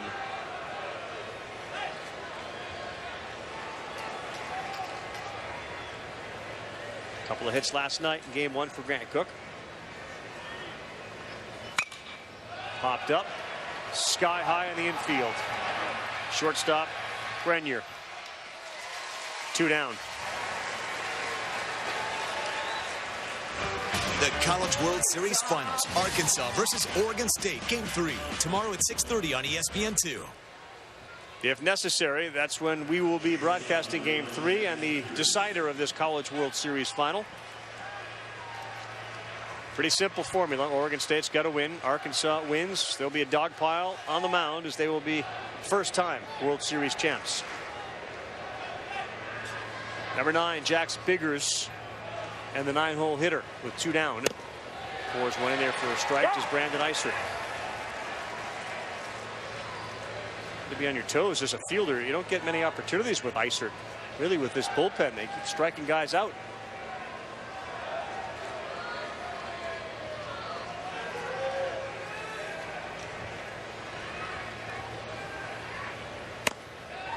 Called strike 2. Breathe deep. Dave Van Horn, longtime Arkansas coach, of course played there, went to Nebraska, brought them to this College World Series twice. He said you looked around in 01 with the Nebraska team and there was 1 million people rooting them on. Wearing red. Very similar feel to watching this Arkansas fan base show up for him. Razorback fans want to finish this tonight. A lot of hotel rooms, another convention coming in this weekend, and not a lot of rooms available. Checkout time tomorrow, early.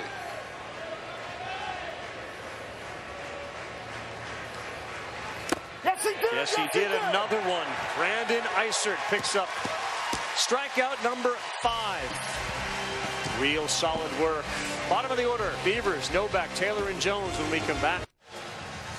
You're watching the College World Series presented by Capital One. Arkansas head coach Dave Van Horn here with us. And, Coach, you're able to score a run without a hit, but especially with Eisert in there now, what adjustments do you guys need to make? Yeah, well, he started out and everything he was throwing was to his arm side, in on our lefties, away from the righties. That inning he made an adjustment, started using the whole plate. So we just got to get a pitch and we've got to square it up. I mean, he's seen 6 hitters. He's got to pop up in 5 strikeouts. So we've got a lot of work to do. We got to get through this lineup, a couple more times. We got to find a way to score. What can you say about Casey Murphy so far tonight? Well, you know, it didn't start out great. They were squaring up ball after ball, but he kind of settled in a little bit. He made a mistake with the changeup and left it right there. He's battling. He's giving us some outs. Thanks so much. Thank you. Sent some arms out to that bullpen. Right now just hanging out in the Arkansas pen, but a lot of good arms, a lot of good power arms too. And to me, it feels like, and you guys correct me if I'm wrong, it just feels like they're looking to get as much as they can out of Murphy before they make a move, because the bullpen for Oregon State's been so good. You can't risk the chance of losing another run if you're Arkansas, or two or worse. No, I think Dave Van Horn kind of just said that too. You know, I mean, he's got us some outs. And I think that's the thought process going in, is how many outs can Murphy get you? At this point, he's got you 12, only giving up one run. And I think you would absolutely take that right now if you're Dave Van Horn. Some have been loud outs, but they're still outs. Recapping Adley Rutschman, the home run on the 4th. That tied this game up. As we head to the 5th inning, College World Series Game 2. Arkansas wins. They get the championship. Oregon State 4-0 in elimination games here. Can force a Game 3. The balancing act is you got to have one eye on Game 3 with regards to who you use and how long you go from bullpen perspective, but you are trying desperately to win this thing and not even see a Game 3. Right.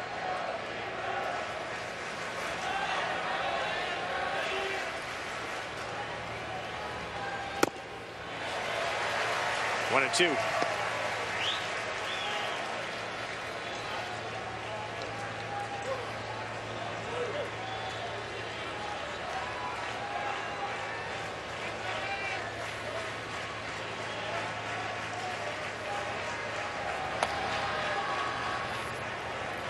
Last night was Lowski. There was Cronin. We didn't see Jake Rindell. He's warming now as that pitch gets away, and we're even at 2-2. If you're Heston Kjerstad, which I affectionately call Hestad, combine both names, I mess that up all the time. I even told him before the game, you have to be praying right now that sun just starts creeping up. Right now, you see it by the legs, the shadows. He's moving up a little bit. Oh, he's take a couple steps in and forget about that sun from now on. Yeah, he moves in a few feet. He's out of the sun. He was concerned about it before the game, especially after what happened yesterday off Larnach's fly ball. Ended up as a double. Just a couple more minutes and you're out of it. Hestad. Yeah, you were like, was that sort of a quasi-apology? Like, look, this is going to happen. I acknowledge and I recognize what I say. So I was like, hey, I'm going to come up to you and tell you. 2-2 to Novak. Jared Gates. One down.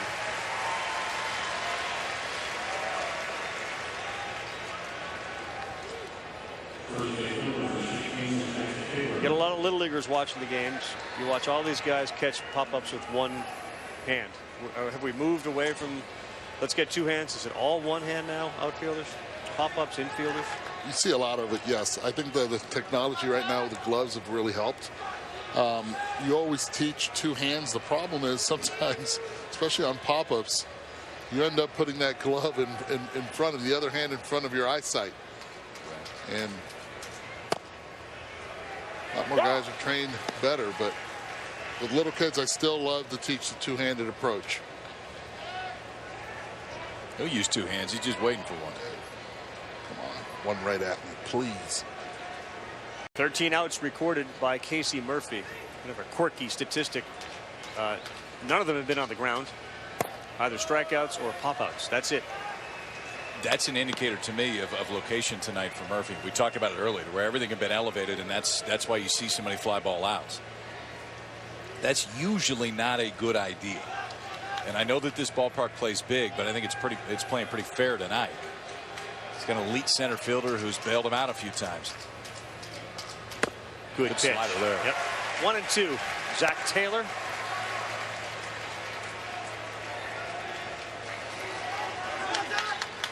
Pat Casey, he will join us. The architect of one of the great baseball programs in the country, Oregon State. Kyle and I were having a conversation earlier today just about how we've been seeing guys like Abel. Rutschman, of course, will be back next year. Iser, this one on the ground, and that is off the glove of the diving Casey Martin. And Zach Taylor delivers a hit for Oregon State. You said to me, I think they're going to be good for ever. You know, for a long, long time. He's built an absolutely elite program. And that's what Pat Murphy has done. Dave Van Horn's done the exact same things. That's an elite athlete at third base that just couldn't quite get to it right there. Casey Martin, full extension ball off the end of his glove. Zach Taylor on there at first base. Earlier we saw Kyle Novak just one slot ahead of him in the lineup, take off and run. I don't think that we're going to see that here. You want to make sure you get Madrigal to the plate. Don't be surprised if you see the bunt even with one out. We saw Coach Martin put it on earlier in the College World Series to get a base runner in scoring position for Nick Madrigal. Third baseman's playing way back. Exactly. Yeah, Casey Martin's 3-4 steps behind, now creeps in before the pitch.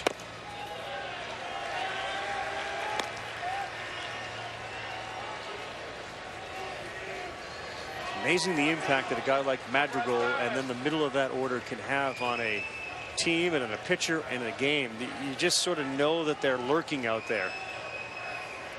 And they've been so good. The same count with a runner on first, 1-0 last time. They put a pitch out on with runner at first base. Yeah, I don't think Taylor's going anywhere here. Preston Jones, the number 9 hitter, the batter. He does square to bunt, and that's a great one. And he's going to beat it out. Preston Jones, a late add to the lineup when Stephen Kwan was scratched. And you just kind of wonder if this is going to be a night where that decision could pay big dividends. He lays down a bunt, turns the lineup over for Madrigal. And Paddington coach Casey sends the bunt play right here. This isn't Jones's idea, but he executes it perfectly. Runs down the line, good speed, perfect location. Now you have runners at first and second for Nick Madrigal, which usually during the regular season he's your 3-hole hitter. Yeah, and I don't think he's going to face Casey Murphy. Third time around the order, Jake Reindl's been up and throwing for a while for Arkansas, and I would suspect that we see Reindl right here. And if we do, give a lot of credit Coach Van Horn for having the bullpen ready before having the bullpen already tossing before the inning even started, recognizing the amount of fly balls that have been given up by Murphy, the swings that have been on him, and knowing that the third time around the lineup is soon to come. You could just point out there, they're going to bring Reindl in. It'll be his 26th appearance, and he inherits a tough spot, typical of a reliever. Nick Madrigal comes up, hit almost 400 this season. He's got 2 men on as Casey Murphy comes off, and he will be congratulated by the Razorbacks on the top step. Stay with us in the 5th, 2 on for Oregon State, needing to win the game. So after that bunt, which turned out to be a bunt for a hit, look who comes out to give him some love, the guy that he replaced in this lineup. If you're just joining us, recapping Stephen Kwan, who was the leadoff hitter for this team, and the center fielder was out, take batting practice, moved him down from the leadoff spot to the number 9 spot, went out to the outfield to take some outfield, told his coach Pat Casey, I cannot go. So we went from the leadoff hitter in the first lineup, then he went to the 9 hole, then he was out of the lineup, and now Preston Jones has played a role here. A bunt single, first and second, and Arkansas's got a new pitcher. Jake Reindl, the junior right-hander out of Fayetteville, on for Arkansas. Reindl used primarily as a reliever this year, on for the 26th time, made just 1 start. 53 1/3, 64 strikeouts, a 17th round pick this year to the Cubs. Fastball, slider primarily. Fastball, when it's good, has good sink. The slider he'll go to try to finish guys off, but now he faces one of the best hitters in the country in Nick Madrigal. Madrigal twice flew out to center field. Madrigal prefers to hit down in the 3 spot. 0 for 6 in the finals. Look out.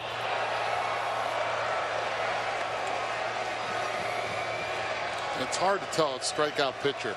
Keep the ball down. Let's try to play for the double play. This is a contact guy at the plate. Struck out only 6 times during the regular season.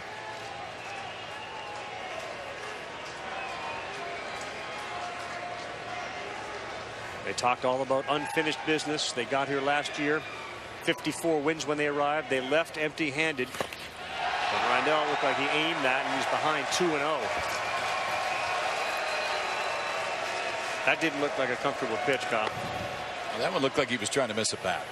And you see that sometimes when a guy's throwing a slider, he's trying to make it break instead of really trusting it, throwing through the pitch. That's the action that you get. It's pulled on the glove side away from Madrigal. Now you're in the 2-0 hole.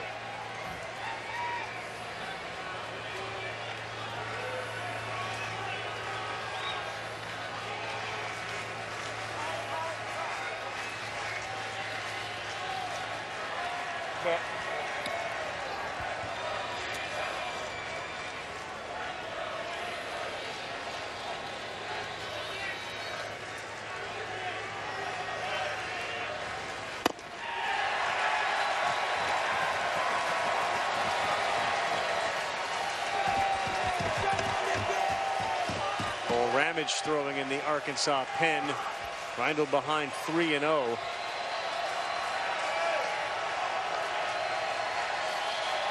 can see Wes Johnson, the pitcher coach, back behind Dave Van Horn right there, and he got on the horn in a hurry. He didn't like what he's seen in the first 3 pitches from Jake Reindl here.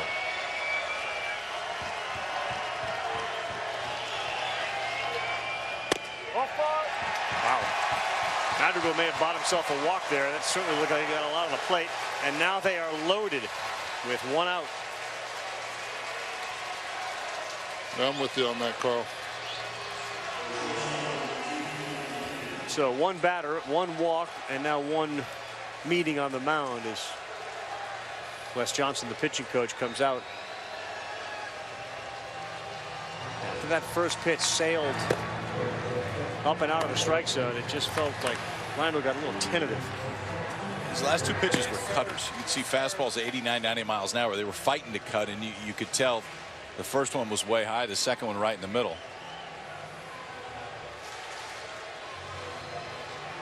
As we meet here on the mound in the top of the 5th inning, we got ourselves David Ross. He's out there giving some advice. Schwarber there on the ground. A couple of World Series appearances for Rossi.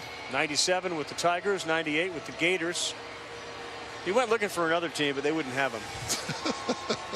Now he's on our team as he gets set to call Cubs and Dodgers. Still holding court out there. Still holding court.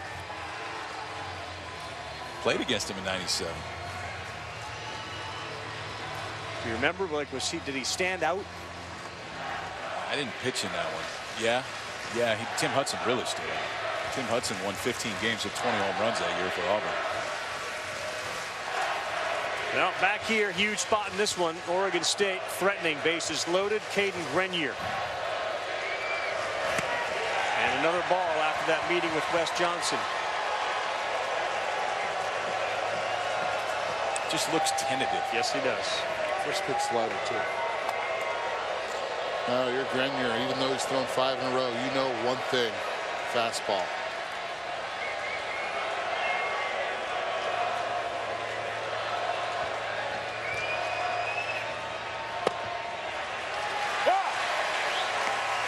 Better there. Cutter, you could see just a little bit of movement away from Grenier right there. Zach Taylor's at third base. We didn't really talk much about it. That bunt for a hit. Preston Jones flew down the first baseline. Real good speed at second base as well if there's a ball hit to the outfield for a hit.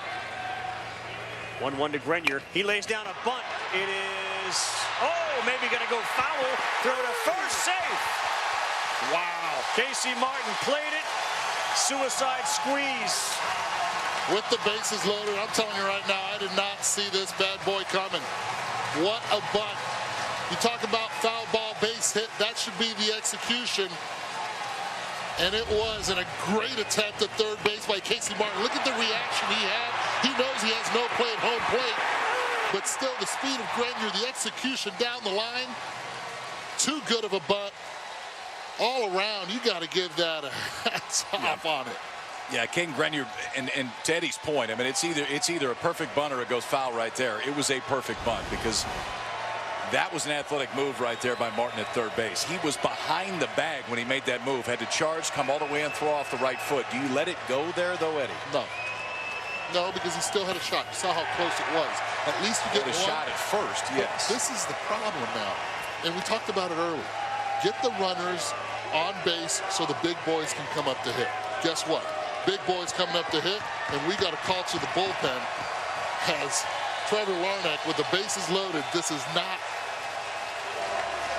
what Arkansas wants. As they go to the mound, Larnach staying in the batter's box, and now he'll take a few steps out. Not liking what they saw from Jake Reindl. He's gone. How about it? 2 bunts in the inning. They got a 2-1 lead. They got the bases loaded and only 1 man out. Here come the Beavers.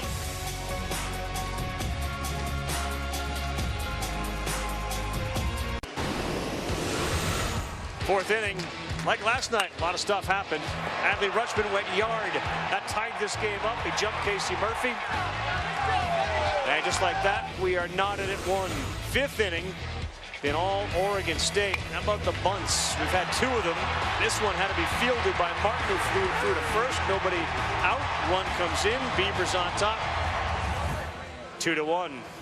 And now Trevor Larnach and Adley Rutschman are due up. First 3 innings, they weren't good. Since, they've been great. And this is the Oregon State offense. And I get that they're not hitting all over the ballpark, but let's wait. Rutschman hit one over the wall. Larnach's coming up. We'll play game 3 if necessary tomorrow at 6:30 Eastern time on ESPN2. Reindl has really struggled, guys. He wasn't great in the Super Regionals, and that was an automatic. I don't like what I saw from Wes Johnson. He's coming out.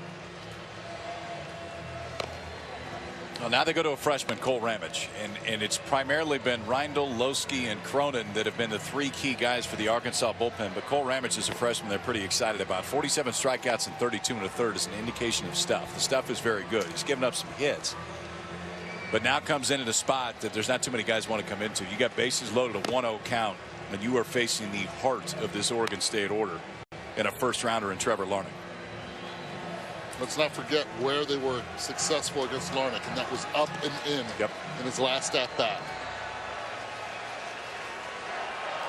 Ramage did appear in the first game. It was against Texas. He went an inning, gave up 2 hits, 2 runs, 2 walks, and 3 Ks. And you wonder if this is sort of that decision of who you're going to commit to, who you want to consider saving for a game 3. You got a freshman against a junior. And a very high draft pick, Trevor Larnach.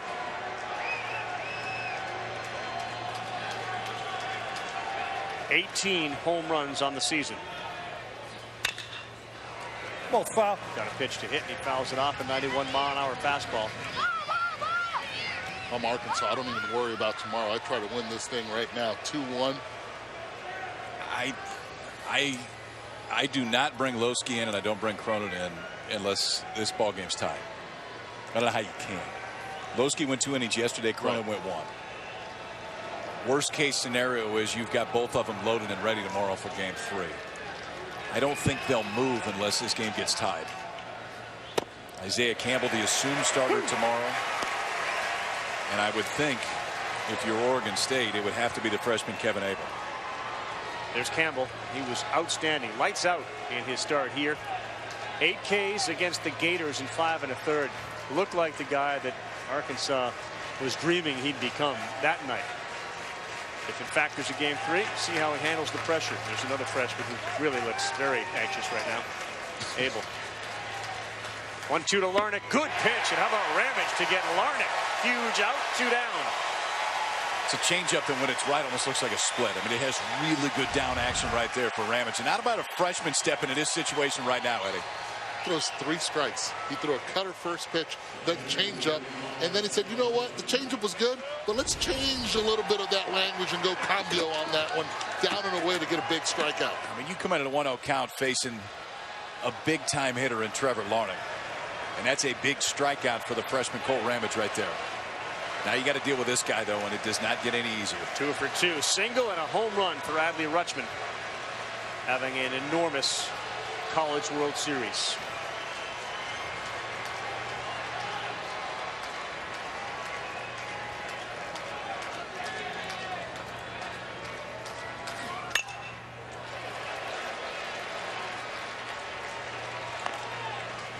Rutschman trying to do what Michael Papierski did last year, and that's go yard from both sides of the plate. Pretty good. 19 RBI, a 500 average with bases loaded. Papierski, a catcher also. And a switch hitter. Which is how he went deep from both sides of the plate. It's amazing how that happens. Two things just go together, don't they? Sometimes the synapses are firing, and Peterson's on right now. 0-1 to Rutschman. Stay hot. 0-2. Boy, Ramage got a chance to get out of this without further damage. That's good stuff from this young kid.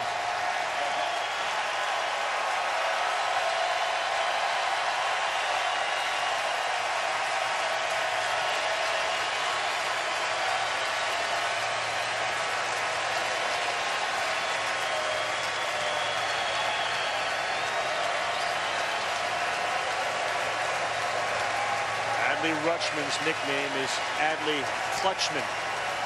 0-2. On the ground to first, should be playable, and it is. Wow, what a job by Ramage, the freshman. Into the fire, and he puts it out. Oregon State on top. We head to the bottom of the fifth, and the top of the order is coming up.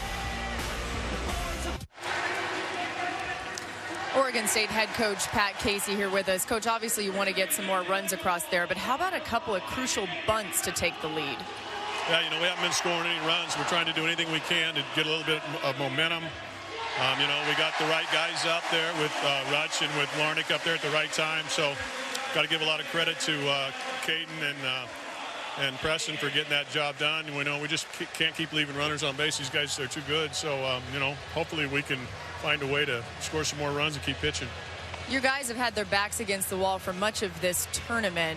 What's most important in this game for the remainder of it in your mind? Just play with character. You know, you can't always play at the level you want to play, and sometimes it gets a little tougher, but we just need to play with character. Thanks, Coach. Thank you. It's going to be a battle of the bullpens. Laura, thank you very much. And thanks to Pat Casey for joining us. Can't say enough about the performance of Cole Ramage. And the bullpen has been the story for Oregon State. Their offense has been relatively flat, but look at the numbers when you compare them with the guys who really carried them all season, the starters.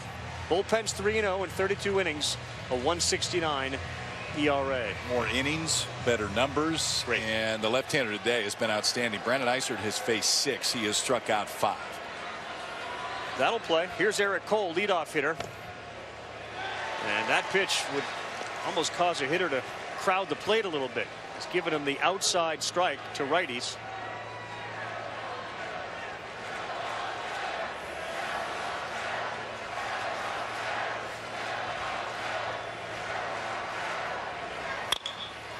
Up the middle, they played it perfectly, and Madrigal throws to first. So how about the move from Coach Van Horn in the top half of that inning? Bases loaded, 1-0 count. You make the pitching change, you bring in the freshman, and all of a sudden he comes through. This is knowing your players, knowing the situation, and knowing exactly what pitch will work with the type of swing that you're going to face. Getting your bullpen ready for that situation, that's the reason. That's one of the main reasons why the Arkansas Razorbacks are where they are right now. Remember, it was 3 pitches when Jake Randall was out there that Wes Johnson turned around, picked the phone up, and called down the bullpen. And he immediately, his eyes were telling him he may not have it tonight. You can't let him find it on a night like this. I mean, if it's not there, you got to go next man up. Next man up was a freshman, Cole Ramage, and he got him out of a huge jam. Casey Martin, third baseman, grounded out too short, flew out to center.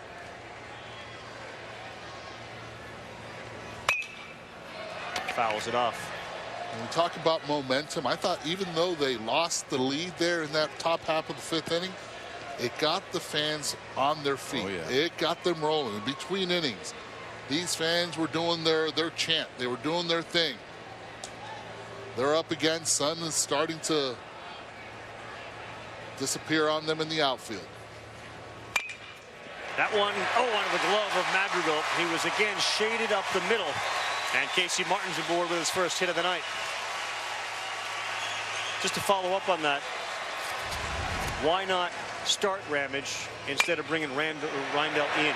Well, the course of the season, Reindl's been better. I mean, he's been one of their key guys out of the bullpen. Ramage has been important, but he is just a freshman and hasn't been as consistent as Reindl's been. But again, and I think this is, you guys hit on it, but it's what the best head coaches, best pitching coaches do. Is you don't necessarily go based on what's happened in the last 3 months. You go based on what your eyes are telling.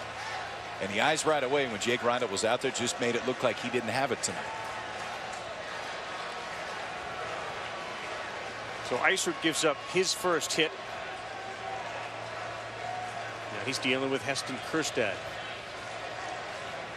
See if your point carries over, Eddie, that they got momentum by getting those outs, but boy, this guy can shut momentum down real quick. Brandon Eisert. Left on left with Kjerstad. Casey Martin, great speed. 8 of 9 when it comes to stolen bases. More difficult with a lefty on the mound.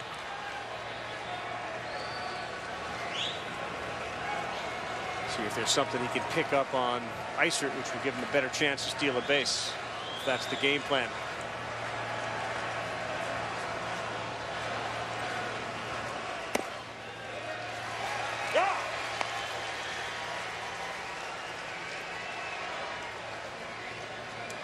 Feels like every time Heston Kjerstad steps to the plate, he ends up being behind in the count.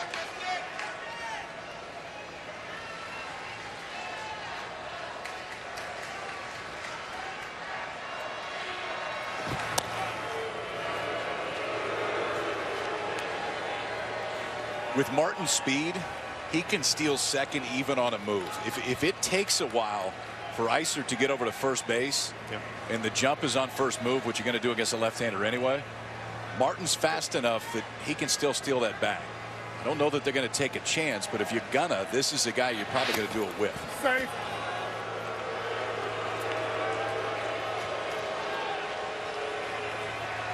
Martin, the freshman, and you can sense the impact that freshmen are having on this College World Series in this game tonight. Kjerstad 14 home runs on the season, a couple of doubles here at Omaha, and he pops this one up to third. It's dropping quick, and it's going to be a fair ball by about 2 inches, just like last night, a ball that was called foul. This one called fair, and it was the right call. Bloop single for Kjerstad, 2 on.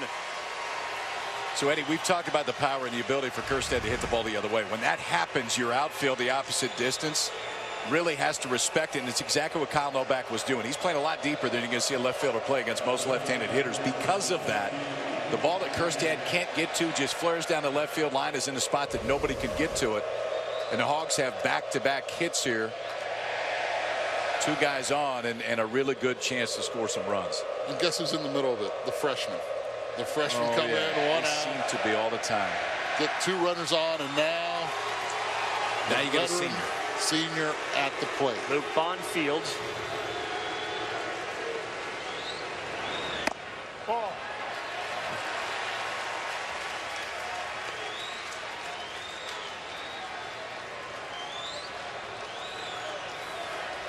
Bonfield 0 for 2 tonight. He has not had a good College World Series. 3 for 18.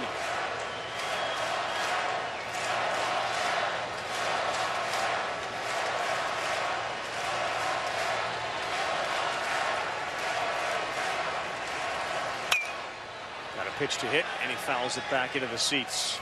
Luke Bonfield, the senior, 6'3", 205, out of Skillman, New Jersey. Trying to put his team ahead with 1 swing. With that speed on second base, anything to the outfield is a run, and we would be tied.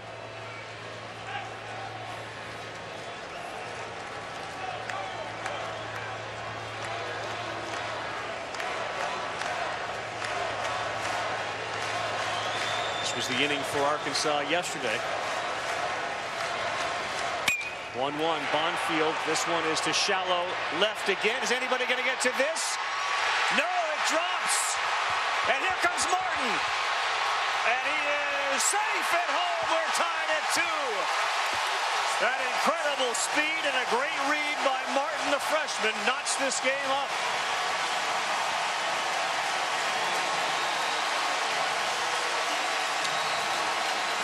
Now, in order to win ball games, you need pitching, defense, and great base running, and you have to have a heartbeat. That's exactly what Casey Martin has here. Playing way too deep in left field. Right, hitting the triangle. Watch Martin just take a read. He keeps his feet moving. Once he sees it falls, He follows instruction. He plays hard the game. They know it. And he's running that base thinking home the entire way, not thinking about stopping at third base whatsoever. And that elite speed worked big time for him. And because of that, the turnaround third was outstanding. It was a tight turnaround third. It was the tightest route that he could have towards home plate, and he needed it. Slides in, just beats the tag of Rutschman. He can fly when he gets it going. Opened up, saw the ball land. In that instant, Casey Martin's thinking about scoring and tying this ball game up. They haven't hit him hard this inning outside of Martin, but they've hit him in the right spot. We talked about his speed, anything to the outfield. He had a great read on that. And how about Rutschman trying to deke him, pretending the baseball wasn't coming in, and perhaps Martin would slow down. He didn't. And just like that, perhaps the momentum that Cole Ramage gave them with his performance has led now to a tie game. How about Nate Thompson at third base? He knows his base runners. Yeah. I'm talking right now. It's a 2-1 ball game. There's one out. A lot of coaches right there play it safe. Ball falls right there in the middle. It's close. But he knows who Casey Martin is as a player. Knows he's not going to give in right there at third base. Come on by. Great cut, as you said. Scores him. Two Bermuda Triangle blue pits from Kjerstad and Bonfield. Now Fletcher, and time called.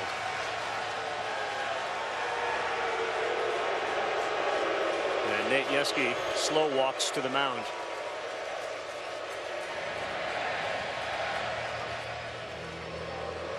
So let's review. Cole Ramage came in and did a terrific job getting Larnach and Rutschman. The freshman inherited a disastrous situation, and he held Oregon State to just one run after Reindl came in and gave it up. Ramage outstanding. Eddie talked about they relinquished the lead, but perhaps Arkansas got momentum, and then you turn it over here to the fifth inning.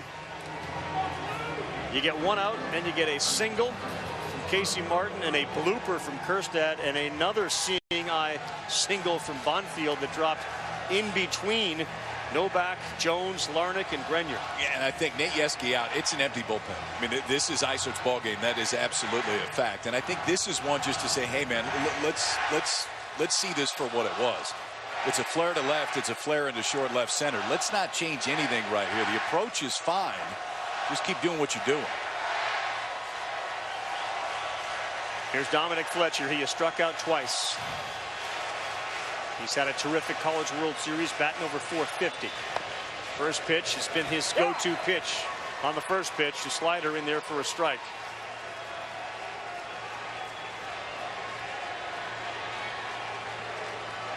Kjerstad, good athlete. Doesn't have Martin speed, but good athlete at second base. Bonfield at first.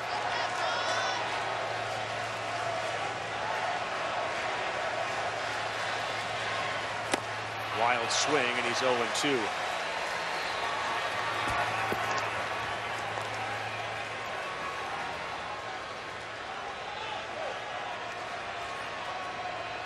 Three hits in a run, and boy, can a scorebook be deceiving without pictures? Yep. Martin put a good swing on it. Two bloop singles. One ends up scoring Casey Martin from second base, and that was an uncomfortable 0-1 swing right there from Dominic Fletcher. I would think he'd go right back to the slot.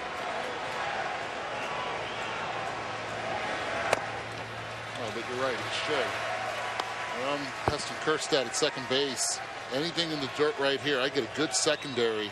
It's a good, could kick away, especially this pitch right here, 1-2.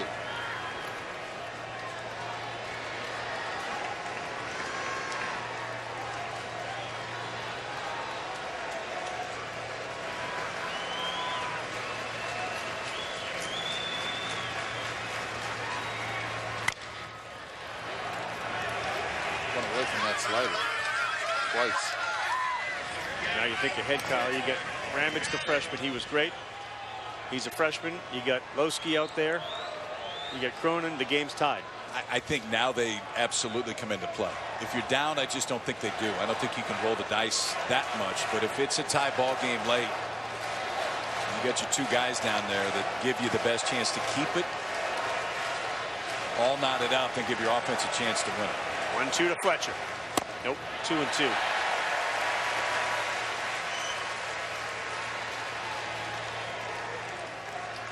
College baseball celebrated perhaps their most exciting super regionals ever.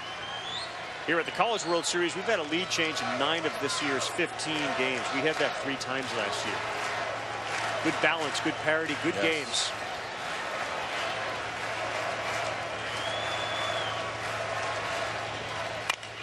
Fletcher beats it on the ground. Madrigal will go to second for 1. That's all they'll get. Off third, throw behind. Doesn't get Kristad. But a nice try by Cadyn Grenier. Now, runner 90 feet away. Got to be careful of a wild pitch or pass ball, which we've seen in this game already. Led to one of the runs for Arkansas.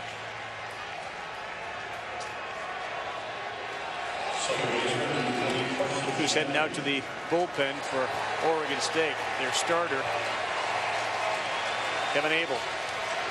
All hands on deck in this must-win game for Oregon State.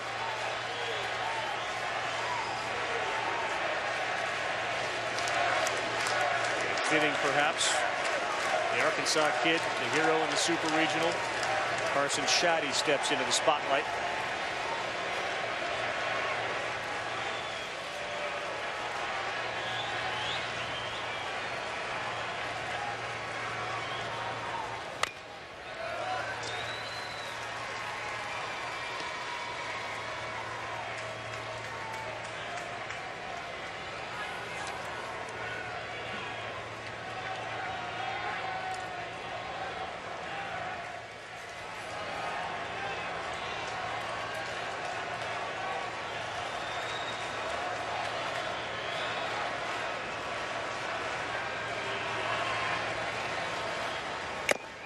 Good pitch. Fastball 91 underneath those hands.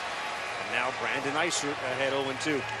Got to be aware now with 2 strikes, runners at first and third. This is usually where teams can come up with a play. We saw it in the Super Regionals with the Florida Gators. First, third play where they were able to steal a run by stealing home. Left-handed pitcher on the mound. Isert has struck out 5. And Carson Shaddy delivers the go-ahead run.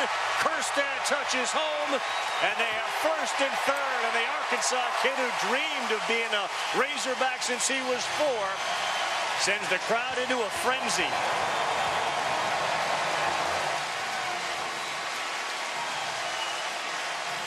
Talk about you need seniors to be able to come up big in big moments. We saw Luke Bonfield already drive in 1, and now Carson Shaddy does the same thing on an 0-2 pitch, slider down. Doesn't try to do so much with it. My man's pumped up. How about it? A former walk-on who's bounced around different positions.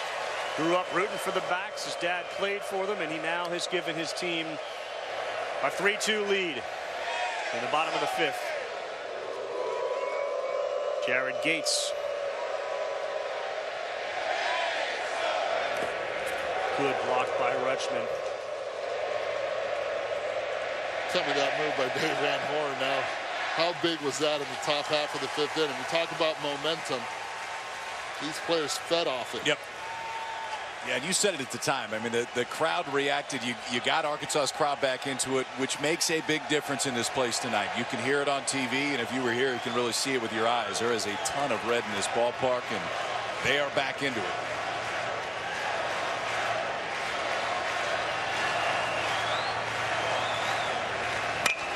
Gates center field. Back goes Jones. Still going back. Now slowing down.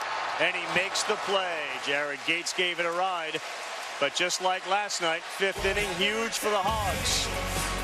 They pick up 3 thanks to the speed of Casey Martin and the clutch hitting of Carson Shaddy.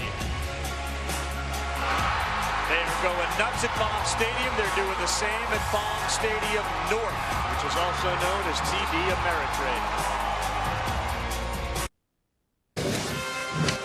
Back at the College World Series, they're trying to hold that trophy for good. Who will win it, we'll find out. Game 2 continues as we head to the 6th. Before that, take a look at the Capital One Cup standings update.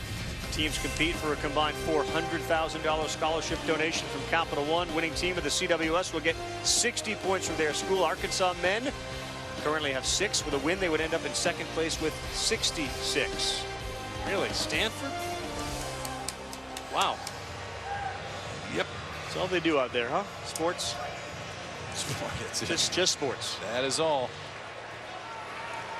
Well, we got ourselves a good one with Eduardo Perez, Kyle Peterson, Laura Rutledge, Carl Ravitch. 6th inning now.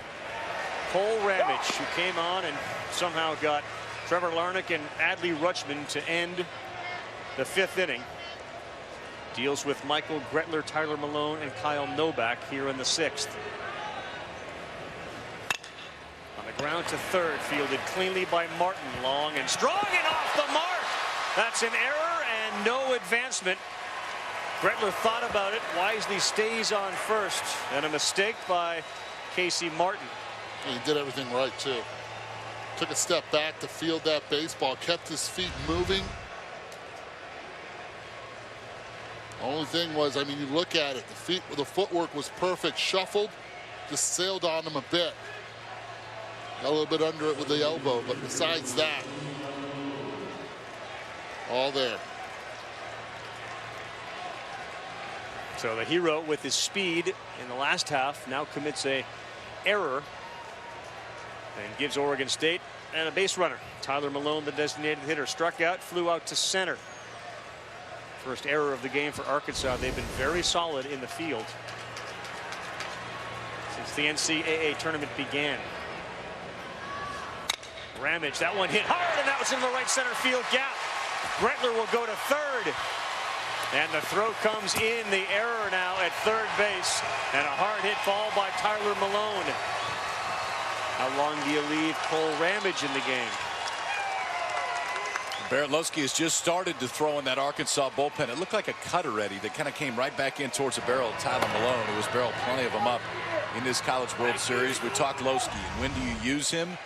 That time may be coming up. Fastball, center cut, coming right back in towards Tyler Malone. So after the error by Casey Martin, Malone smokes one to right center, and the Beavers first and third, nobody out here in the 6th. Right back in business. They're going to have a pinch hitter. Jack Anderson has stepped into the batter's box.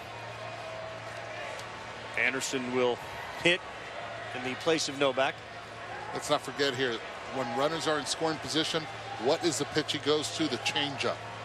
Jack Anderson hasn't seen a pitch yet, but he knows he has to execute with that changeup. He's been used to sacrifice a lot. He's got 6 sacrifice hits. We've already seen a bunt lead to a run. Anderson looks at a first pitch strike.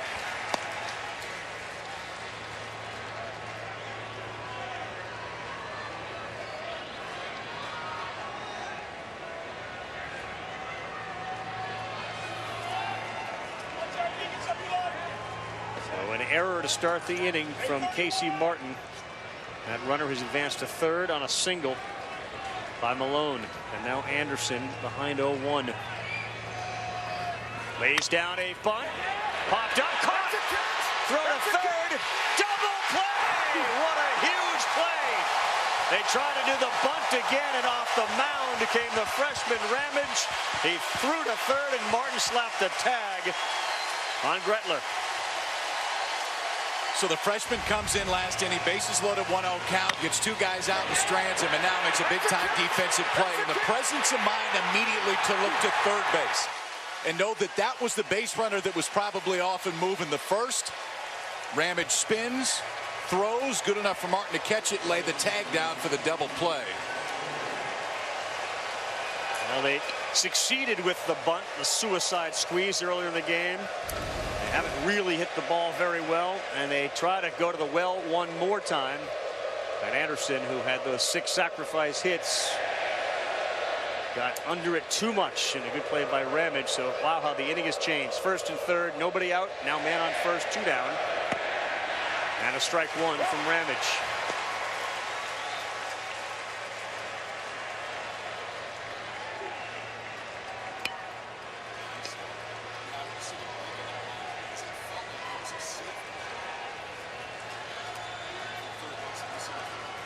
Zach Taylor singled, scored a run in the 5th inning. He also popped out to left in the 2nd. This one, another chance, and across the diamond, better throw that time from Casey Martin. Holy cow, did that change quick. First and third, nobody out. Double play. Cole Ramage threw 7 pitches in the inning. What a game changer right there. The bat head drops just a little bit. Ball gets elevated, and the presence of mind by Ramage to be able to throw it to third base gets him out. Another inning changer.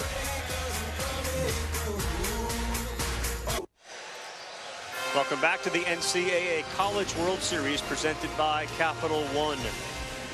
A lot of action from the top of the 4th as we head to the bottom of the 6th. How things have changed. Arkansas led at 1-zip after 2. Adley Rutschman a home run in the 4th inning and now 3 runs in the 5th.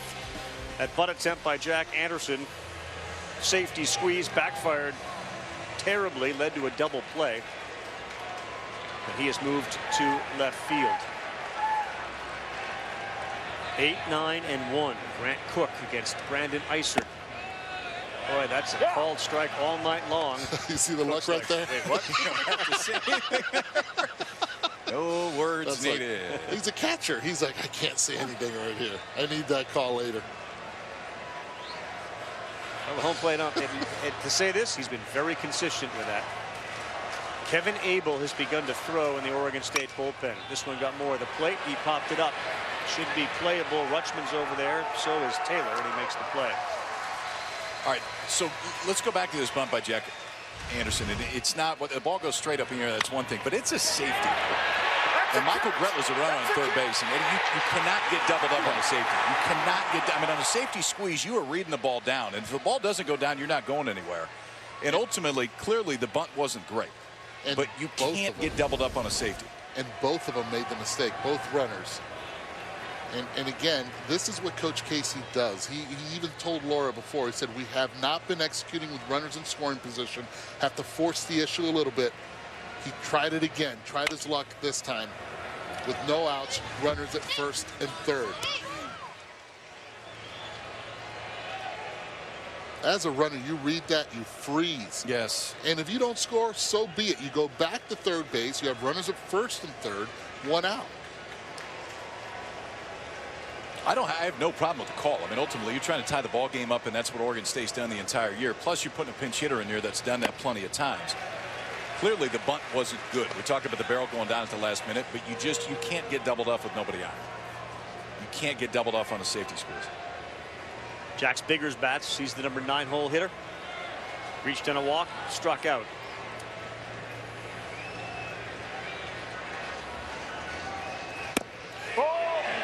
You know, one thing I've noticed is Coach Casey definitely manages his team differently when you look at the top and bottom half of the lineup. Plays small ball big time with the bat.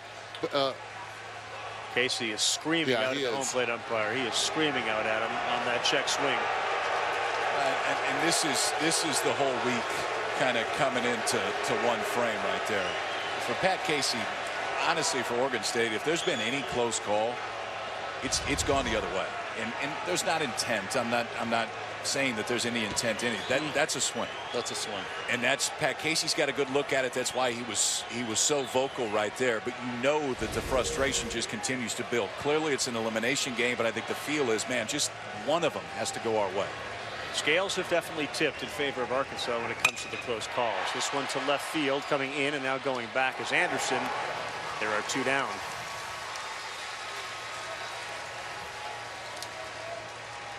Isert came on to this game in the 3rd inning. He struck out 5 of the first 6 he faced. He hasn't struck out a batter since then, and he has faced 10.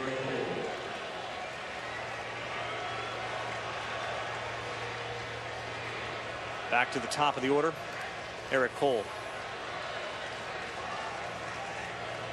So again, those 5 Ks came against the first 6 guys he faced.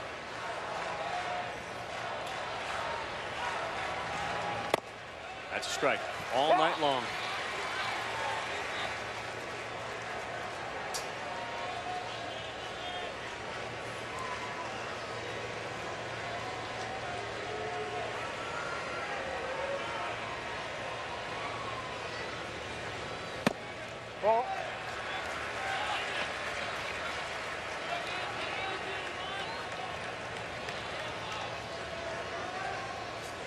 Played for a World Series title in '79, didn't get it. Arkansas knocks on the door one more time.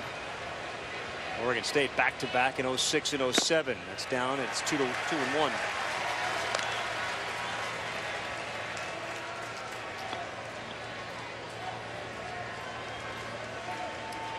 Arkansas has been perfect in Omaha. They have not lost a game. They're 4-0. They haven't played a lot. When you think about it, they played 4 games in about the last 2.5 weeks. Good pitch, 92. Upped his velocity a little bit.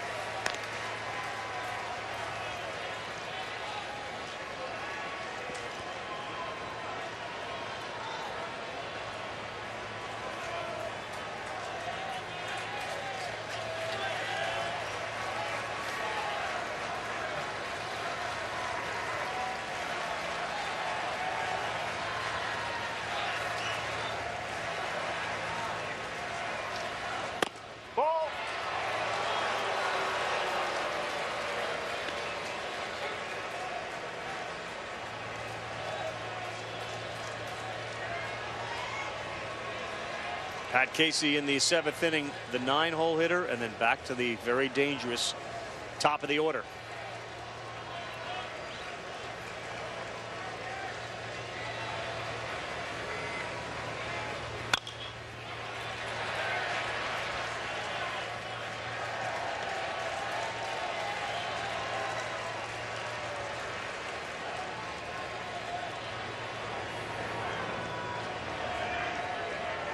Another 25,000 on hand, over 1 million watching tonight to see if Oregon State can force a Game 3 or Arkansas can get their first College World Series title. Another 3-2 on the way to Eric Cole. Yeah! Called strike 3, and that one missed the plate by a considerable amount. It's been a strike all night. Cole doesn't agree. Heading to the 7th. 9-1-2 coming up. Everyone, College World Series in Omaha. How about Cole Ramage? Came into a desperate situation. He got Trevor Larnach, who hasn't really been out this College World Series, and Rutschman, who homered earlier, to ground out innocently, gets out of a jam. Then in the 6th inning, 1st and 3rd, Ramage fields this and shows his athleticism. He doesn't go down. He fires to 3rd. Casey Martin. They double off the runner, and as he says, let's go. Well, he's gone. And he was outstanding. Tonight's game track brought to you by Buick. Looks like this. Rutschman 2 for 3 solo homer. They extend this inning. He'll come up again. Bonfield and Mr. Shaddy RBI singles in the 5th. For Carson Shaddy, his go-ahead RBI. How about this, guys? That was the first 2-strike hit for Arkansas in the College World Series finals. They were 0 for 31. And Shaddy from at the right time. Fayetteville, Arkansas, delivers. 0-2 slider down and in, and before that ball was even into the outfield, Shaddy's right arm was extended. He knew he got it. So now Barilowski, who with 2 innings last night, we talked about the back end of this bullpen. When do you use them? How do you use them? Now they have the lead, so they go to Lowski. 67 strikeouts, 52 1/3. A lot of fastballs from Lowski, especially up in the zone. But now back-to-back nights, Oregon State has seen him. Let's see if they make any kind of an adjustment. The closer Matt Cronin up and moving around a little bit in that Arkansas bullpen. Preston Jones, he was the guy that had that bunt single in the 5th inning, the inning in which Oregon State scored a run. Look out. Dead ball, dead ball. Foul ball off his foot, and the bat went flying. Let's see if this ball hits his foot. The Arkansas bench says no.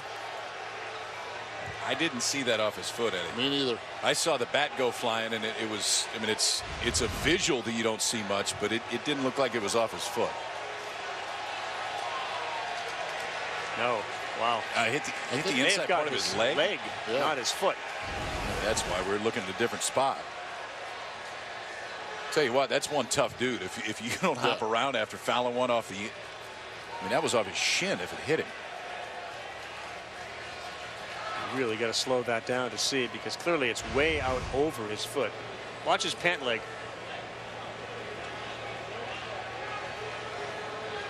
Oh yeah, it's off his shin. Wow. He didn't even move. You guys sure about that? I don't think so.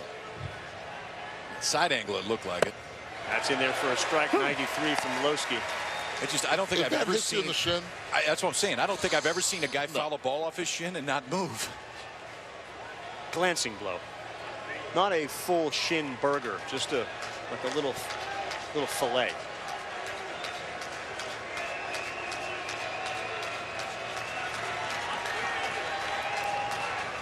Wanted him to chase. Lowski made a living up there last night. And Preston Jones laid off.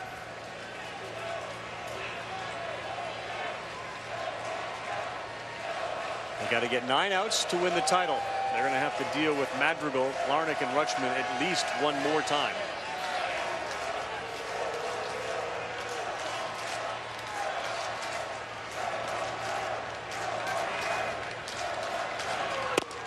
Strike 3. Barrett Lowski's first hitter results in a strikeout. Sunday night baseball, big one for us. Taco Bell in Beantown. The Red Sox and Yankees. Look forward to being at Yankee Stadium. The first place Yankees, second place Red Sox, the two best records in Major League Baseball heading into the weekend. We'll start it off with baseball tonight, Sunday night countdown. Then at 8, Yankees, Red Sox, Sunday night baseball. A couple guys that were sitting up here a few years ago. I know. Alex Cora, Aaron Boone. A little different view right now for both of them. It's been a good view for both, too. I would say so. Really good view. Madrigal goes back. Got a little issue with the bat. Well, it's the same bat that Preston Jones was using. They just, soon after the strikeout, he gave Madrigal the bat. Looked like the handle was a little moist. Put a little rosin on it.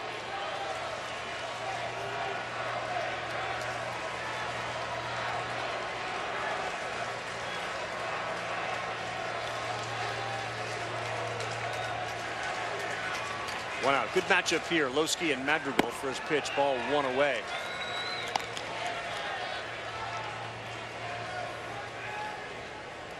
Lowski's numbers here in Omaha in 4 appearances, 7 innings, 11 strikeouts, only 1 walk.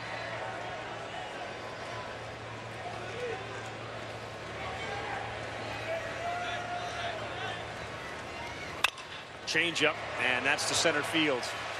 Good pitch by Barrett Lowski, and you can just see the result of the changeup as Madrigal flies out. Third time he's flown out to center field. I think that caught you off guard a little bit because yesterday we saw the effect of that curveball have more of a 12-6 type drop. 79 miles per hour. Stayed up. Curveball stayed up and it looked like that changeup off the screen. Key here, though, 2 quick outs for Lowski, who's coming off a night last night where he got 6 outs. You want that pitch count to be efficient right now if you're Dave Van Horn. It has been efficient so far, but this order just keeps on coming at you. Grenier before Larnach and Rutschman. 2 down. Grenier singled his last time up. Fastball at 94 right on the corner for a strike.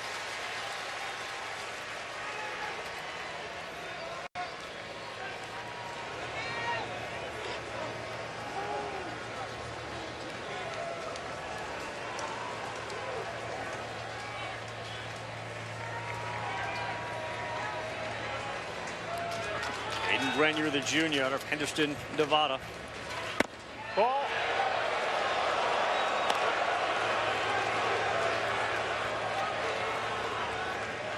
For the most part, it does look like Lowski will hit the glove wherever the glove is. Yeah, I didn't miss too many spots. We got company. Uh-oh. Now we're on the move. Rough guy to have sitting in front of you.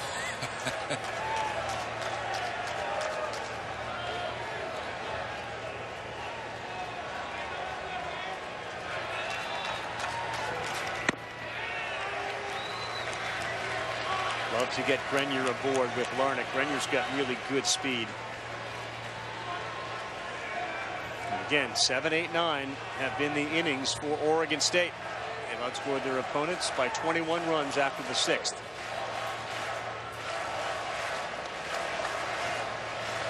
Guy Cole Ramage played a big part so far in this game.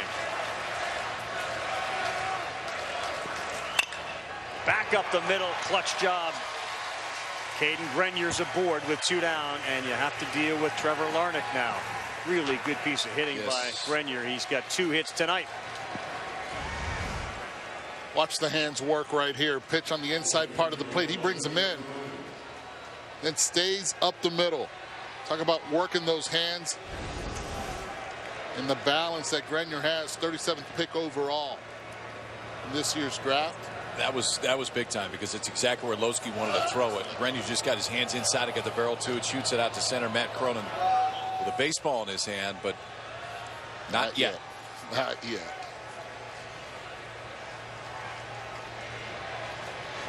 So far, Dave Van Horn and also Russ Johnson, both of them have managed their bullpen beautifully tonight. High leverage situation. Who do you want? You want your core guys. Lowski face the top of the order. Cronin waiting in the wings. These two battled last night, and Lowski struck Larnach out. Best home run hitter on the team with 18 this season. First pitch fastball down, 1-0.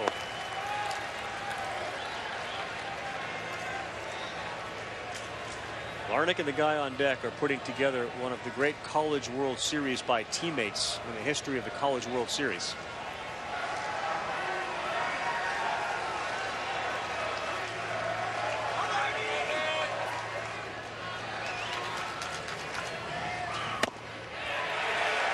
Knees, strike one.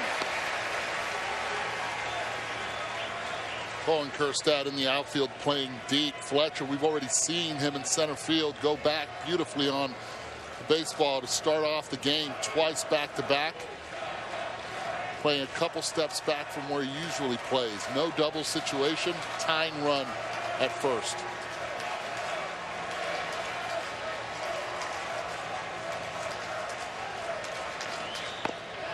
Good pitch, 93 and away. 1-2 to Trevor Larnach. He has struck out twice tonight, singled in the first, and the crowd gets into it.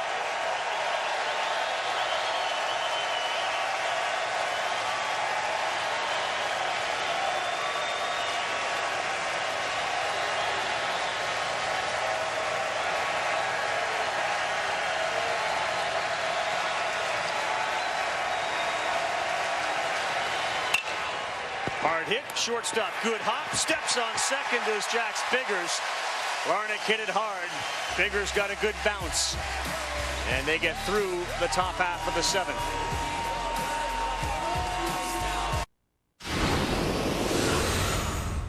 Did you think you'd get in the World Series at the beginning of the season? I always work hard enough to try to get here. That's awesome, yeah. First base! I know what he did, but the ball's so far inside. I'll go get help. Yep. Ball's foul! Ball's foul off his foot! Ball's foul off his foot in the box. He didn't limp or do anything. I had it right away, Dave. Great. He didn't look hurt. We certainly appreciate all College World Series long the umpires who have put the microphones on and really given the viewer at home a great look at what the interactions are between umpire, player, umpire, and coach. Jeff Hendricks tonight. We begin the bottom of the seventh. Eisert continues to throw against a bunch of arms down in that Oregon State bullpen right now. And Casey Martin, Heston Kjerstad, Luke Bonfield. Casey Martin has shown you signs tonight in a lot of different ways why he's a top 5 overall type guy in 2 years. I mean, the speed we've seen, the power we've seen throughout the course of the year, not necessarily tonight. A big-time athletic move at third base, and I know he didn't get it out on that bunt that he charged him to throw to first base, but I don't know if there's anybody else in the stadium that can make the play that he did right there. He can do so many different things. And when Dave Van Horn and his staff discovered Casey Martin, watched him play, they said, yeah, he's probably not going to come here. He'll eventually sign. Like, that's not going to happen. He's got that much skill and talent. And he said, no, I'm coming. Lone Oak, Arkansas.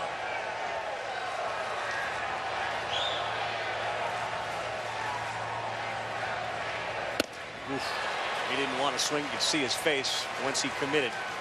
Now 2-2. Does he end up at third base next year? Or do they no, I think he ends up in the middle, potentially. they think he has the moves and the skill to be there. I mean, you take all of those things and he ends up with the ability to play shortstop. I mean, now you have something that you just don't find. 2-2. Right center field. Drifting over is Larnick, and he's there to make the play. One down. 9 o'clock here Central Time, 10:02 Eastern Time. To be able to watch the Cubs and Dodgers, which it's now 7:02 out there. They'll be playing tonight, and it will start on ESPN2. So about 8 minutes from now, first pitch, Cubs and Dodgers. And again, when we complete our coverage of this College World Series Game 2, they will move over to ESPN. Jake Mulholland, the lefty, continues to throw and throw hard in that Oregon State bullpen. Heston Kjerstad reached on an error. Then he walked, then he singled, and it was that bloop single down the line and left. Back-to-back bloop singles after Martin had singled that led to the runs that they scored in the 5th inning. Those 2 runs. Couldn't have placed them any better if you were Arkansas, and a nightmare for Oregon State. You couldn't have, but if anybody other than Casey Martin is standing on second base, true, they don't score. Right.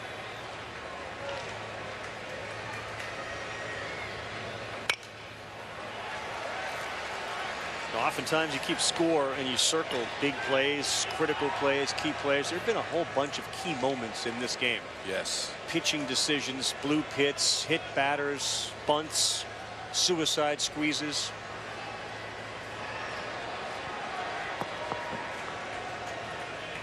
Freshmen stepping up like that guy, Cole Ramage. Brandon Eisert's been really, really good. This is a slow roller. Madrigal backhand fires. Got him. Kjerstad retired. Really good play by a charging Nick Madrigal. Talk about cutting in front. Watch Madrigal right here. He takes a step to his left, and the ball's hit to his right. Backhands it. Takes an extra step on the transfer, but has a strong enough arm to get it done. Right here, takes that extra step. Makes a nice throw over to first base for Taylor. It's a nice pick at it. No instant replay or review here in the College World Series on plays at the bases. Might change when the committee gets a chance to meet in July. See if we expand it for next season. But people at home who are wondering, should we review that? There is no review on plays at the bases. That crossed up right there. Sure did. He was looking change up, got the slider, it looked like.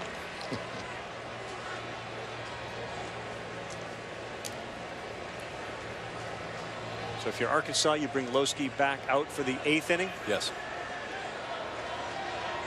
But now if there's traffic, I think you'll see Cronin out. There's Barrett Lowski. The first guy he'll face will be Adley Rutschman, already with a home run tonight. 1-0 to Bonfield. That's a good pitch. 1-1.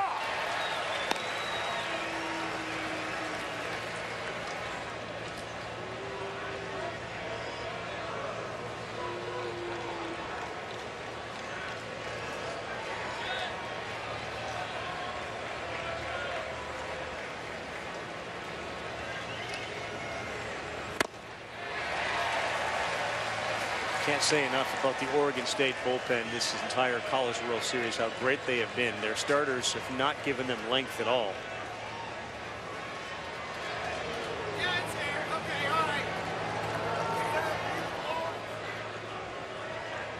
And this guy on the mound in particular has been phenomenal.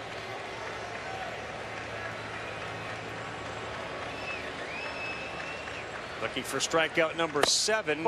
Ooh.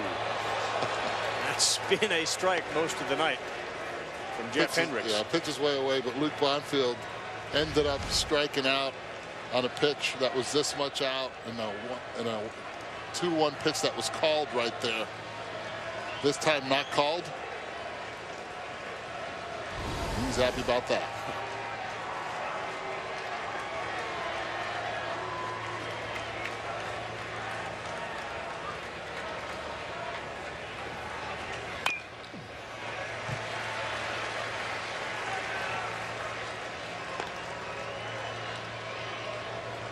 We're not getting a lot of grunts and groans from Jeff Hendricks tonight. Last night, Travis Katzenmeyer behind home, the umpire was feeling pain when there was really no pain, but he was anticipating it. We don't have that tonight. Great instincts.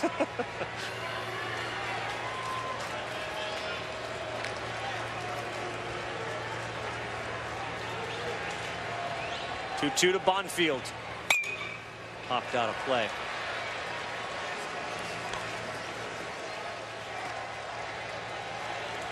Arkansas got 1 run in the second. Oregon State answered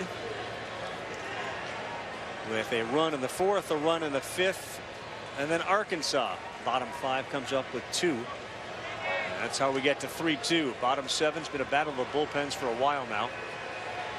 Isert came on in the 3rd inning. Here we are in the bottom of the 7th with 2 down.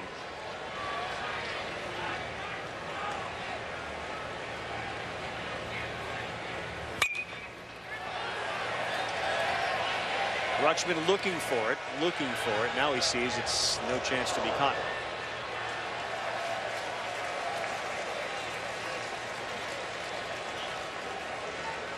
An interesting time of night here in Omaha. The sky, difficult to pick a ball up. There's sort of a white layer that Rutschman perhaps lost it in. On TV, it's looking beautiful and blue, but there is a layer there that makes it a bit challenging for fielders to pick up a fly ball. Luna llena, full moon.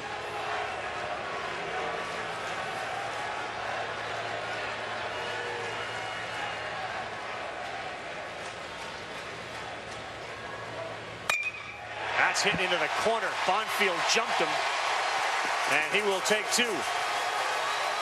Anderson throws it back in, and a 2-out hit with 2 strikes from Luke. Bonfield, his second hit of the night. He came in 3 for 16. He adds a couple of hits tonight. Fastball in her half, and the senior Luke Bonfield just puts a good swing on it.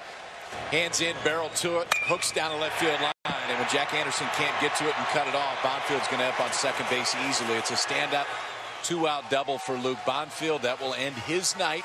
He'll be pinch run 4 here. Then in what could potentially be the final game for Luke Bonfield, this is senior year. That's a pretty good way to walk it off right there. Jack Henley comes in, pinch runner. Rutschman went out to talk to Isert. You wonder if the Oregon State coaches are going to make a change. Bonfield now waits to find out if they will be hoisting a trophy or he'll be playing again tomorrow night in a game 3.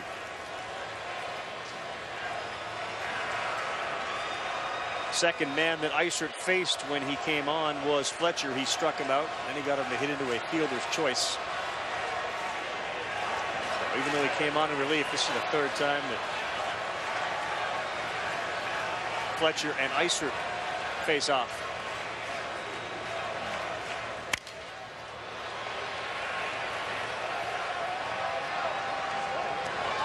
About the last 3 at-bats for the seniors. I'm talking to Luke Bonfield. The hit and then now the double. Carson Shaddy, you got the base hit, a big one at that to drive in the go-ahead. And then you have Jared Gates that hit a shot to center field also for his last one that was caught. Bearing down, knowing that this could be their last game as a Razorback. Play.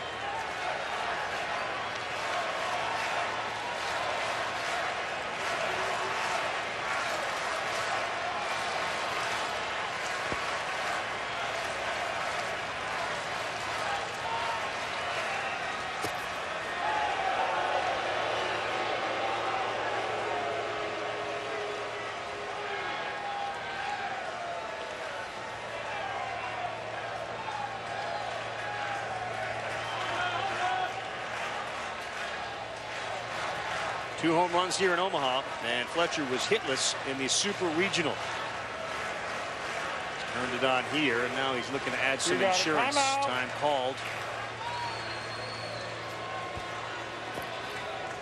Here we go. Play.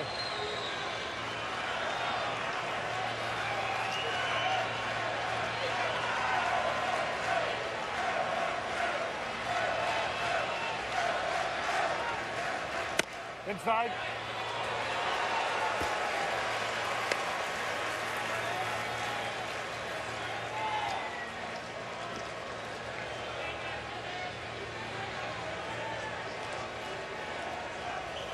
Wonder if this would be the last guy that he gets a chance to face if he puts him on. Kevin Shaddy singled with that RBI against him.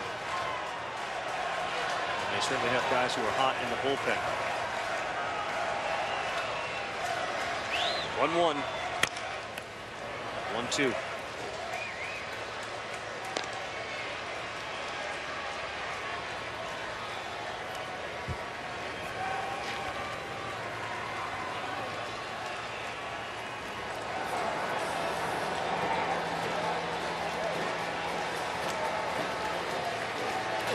Kevin Abel, the freshman who we assumed would be the Game 3 starter for Oregon State if they could win this one. If you're looking at a scouting report, you're looking at it because you're potentially coming in the ball game here pretty quick. Mulholland lefty warm as well. 1-2. No. Did not go. 2-2.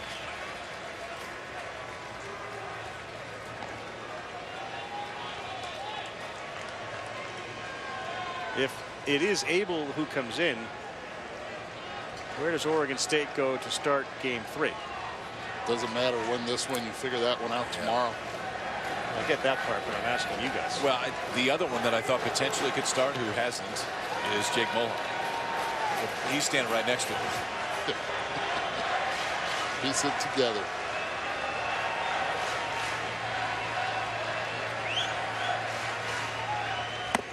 Wow. Iser gets Fletcher, and he picks up another strikeout. His 7th of the night. Adley Rutschman, the home run hitter, comes up. He can tie it with a swing. The NCAA College World Series is presented by the Capital One Venture Card. Earn unlimited double miles on every purchase every day. What's in your wallet? We've talked a lot about the success of Arkansas's freshmen here, specifically Casey Martin, but he gives all the credit to Carson Shaddy, who's a senior leader on this team. Shaddy calls Martin his son, and Martin calls Shaddy his dad. Gives a whole new meaning to who's your Shaddy. Earlier today, Martin went up to Carson Shaddy and said, hey, I don't know if it's going to be our last game together, but if it is, I just want to thank you for taking an interest in me. He gave him a big hug and said, it's thanks to you that I've gotten to this point. Now, Carson Shaddy has said about Martin that he's thankful to Martin for giving him the opportunity to teach him and to guide him along this season. He said it will be the most memorable part of this year for him, unless, of course, they could win a national championship together. Great story, Laura. Thank you. That type of mentor relationship between those guys, they'll have that the rest of their lives. And credit Carson Shaddy, too. Because, I mean, this is a kid coming back his senior year, and it would be natural to focus a little bit more on your last run, and instead he's focusing more on others. All right, Adley Rutschman leads things off. Arkansas is 6 outs away from winning a College World Series title. Oregon State trying to prevent that. Rutschman went yard in the 4th inning. His 9th home run of the season. He picked up his 11th RBI of this College World Series.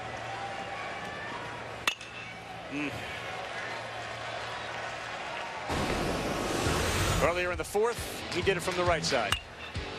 And it was a no-doubter.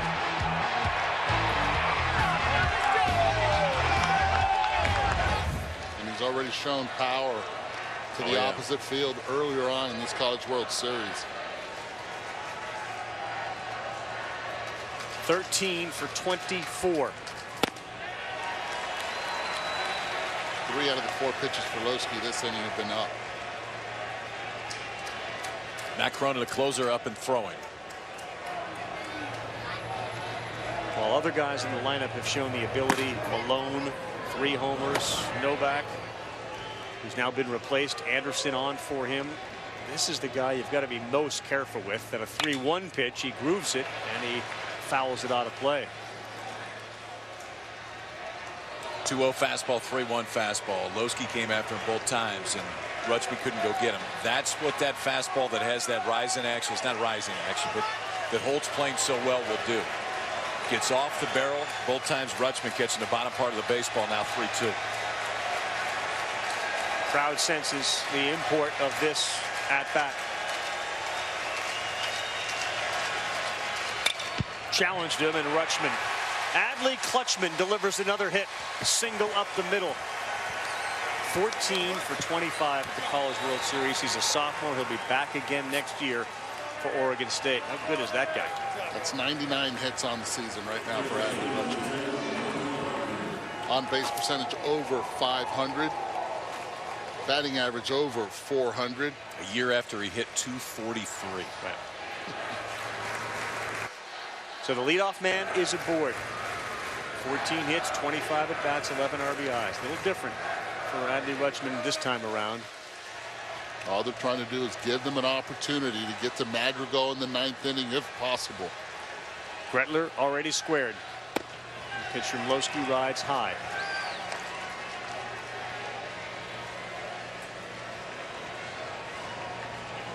We've seen the bunt work for Oregon State. We have seen it fail miserably for Oregon State tonight.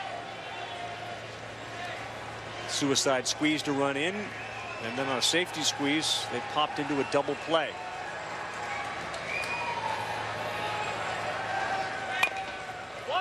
Gretler gets it down, and Lowski will go to first for the out. So the base runner, Rutschman, advances to second now with one down. Don't forget Sunday night baseball. It'll be in the Bronx. The Red Sox and the Yankees, 8 o'clock Eastern time. The two best teams in the American League, along with the Houston Astros. Coverage will start 7 o'clock. We'll be there with baseball tonight's Sunday night countdown, and then the game at 8. Well, this may be it. This is the time where Dave Van Horn is going out. He's going to congratulate Lowski. He's going to go to Cronin, and he's going to try to win a College World Series title.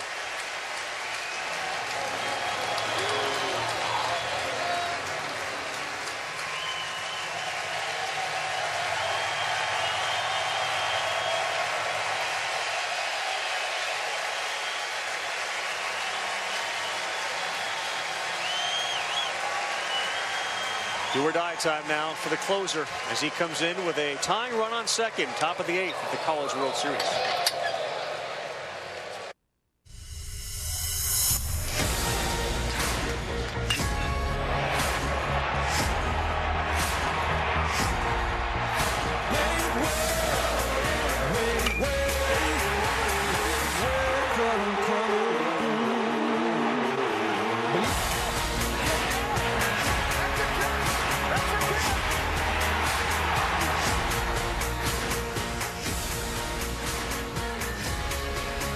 The game summary: Oregon State and Arkansas, two of the top 5 teams in the country, national seeds that have made it to the College World Series finals.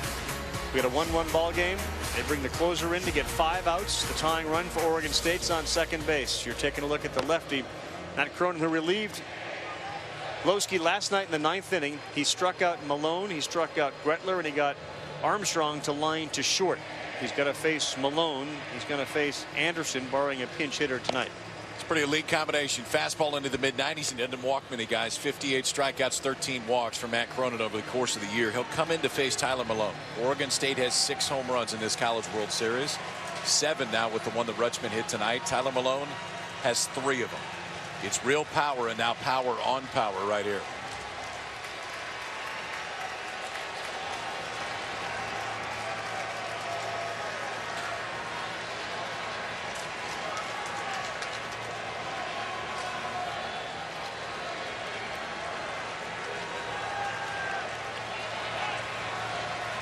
Adley Rutschman tying run at second base after a leadoff single. Sacrifice to second. And here's Cronin's first one to Malone. Fastball at 94, strike 1. Matt Cronin picked up his 14th save last night to set a school record. Look at those numbers on the right-hand side of the screen. Tyler Malone struggled against left-handed pitching, and this one's no easy task.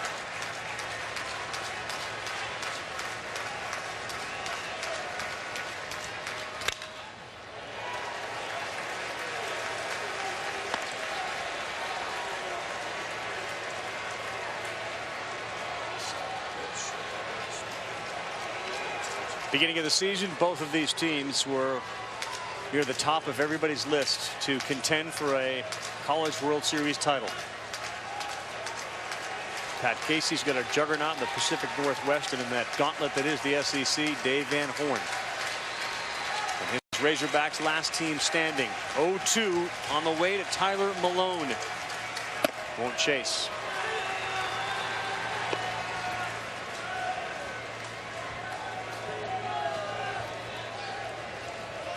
Oregon State has brought Stephen Kwan into the on-deck circle.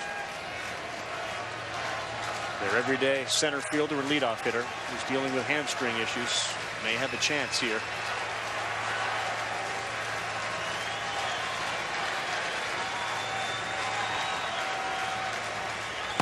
Ball. That one gets by, and down to third base goes Rutschman with one out. Grant Cook could conceivably have been called a strike. Wasn't going to be, but he just dropped it. He was trying to steal a strike there. Keep that mid up. Now a sacrifice fly will tie this game up.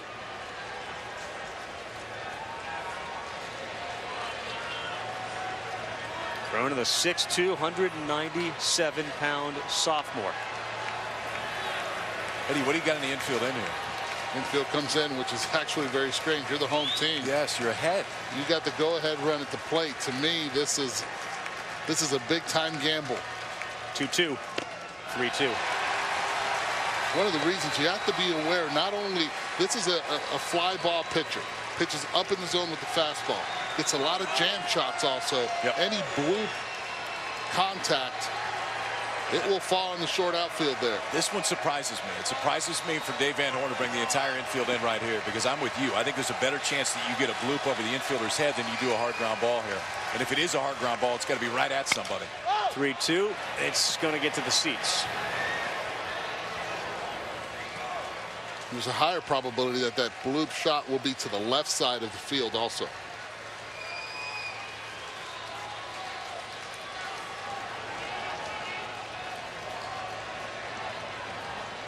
High drama for Cronin on the mound. Rutschman down there at third base is the tying run.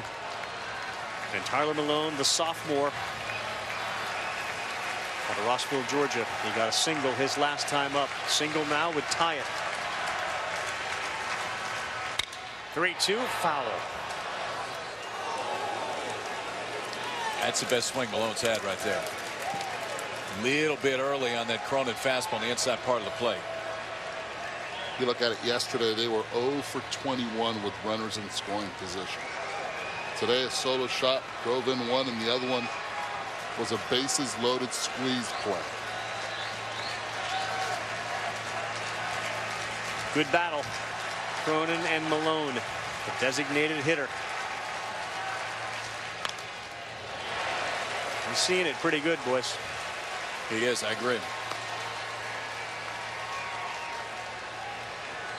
And he's seen one pitch.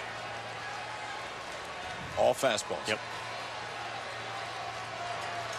Pat Casey whispers to the on-deck hitter, Stephen Kwan.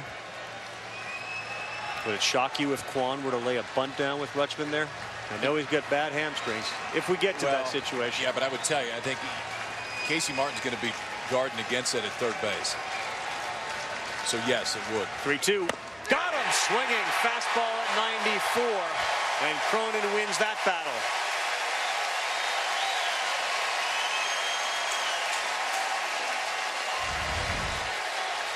Stayed with it, which is what Matt Cronin does. Pretty straightforward when he comes in. It is going to be fastball heavy, and it is a really good one. Great at bat right there from Tyler Malone. He fought off some tough ones, but the fastball away, he swung right through for the second out of the inning. Consider walking Kwan here intentionally? No, I don't. And one of the biggest reasons I would not do it is you're left on left. He just comes in right now from the bench.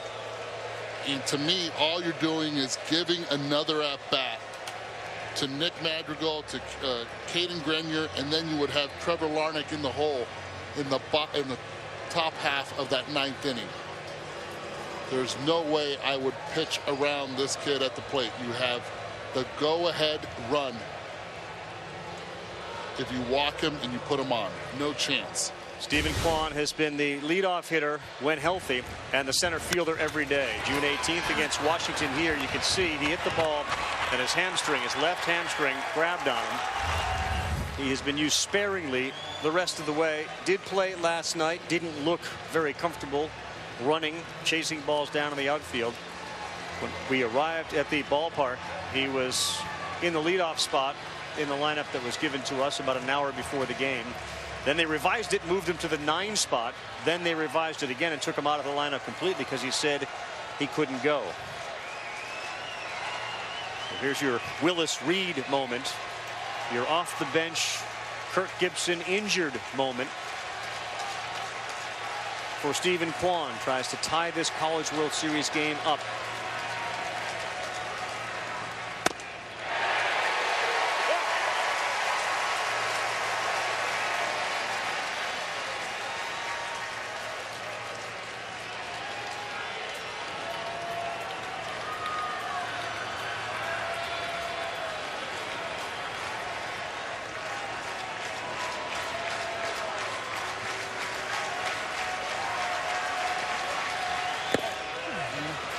Good job by Cook with Rutschman down there at third, hoping that ball was going to squeak by him.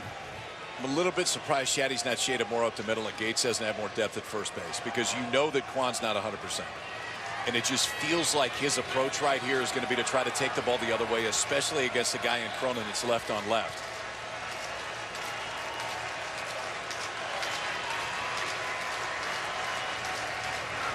Ball. Just below the knees, 2-1.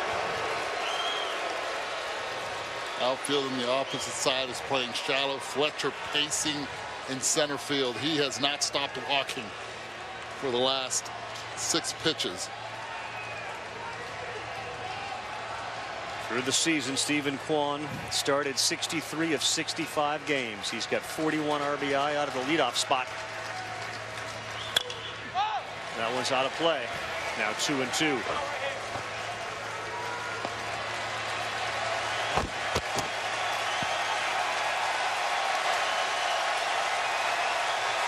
Nice play, kiddo.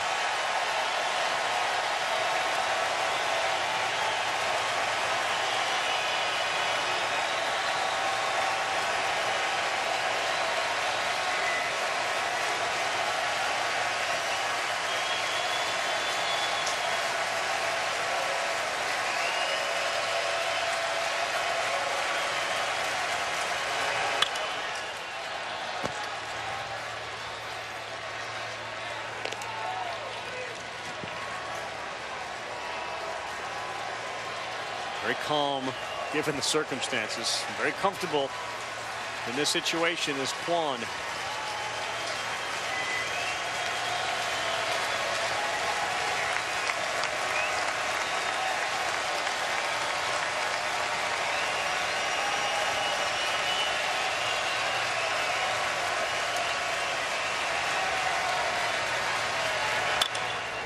Kwan left center field, and it is caught. Heston Kjerstad waited for it.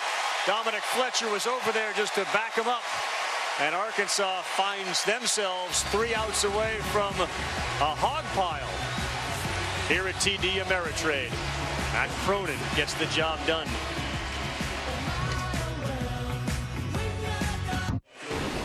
Among the big moments of this game, 5th inning with 2 strikes. Carson Shaddy delivers a big single. The Fayetteville, Arkansas native and RBI. He went crazy at first base. Been a dream of his since he was 4 years old to play for the Razorbacks. A former walk-on, now 2 for 3 in the second game of this College World Series, best 2 out of 3. Joe Casey has gone into play left field for Pat Casey. And the new pitcher is the freshman Kevin Abel. Crowd here at TD Ameritrade enjoying Neil Diamond. And right now, the majority of the folks rooting for Arkansas up on their feet and celebrating, hoping This will lead to a College World Series title. Quan put it in play, but it was caught. And now we'll start with Shaddy.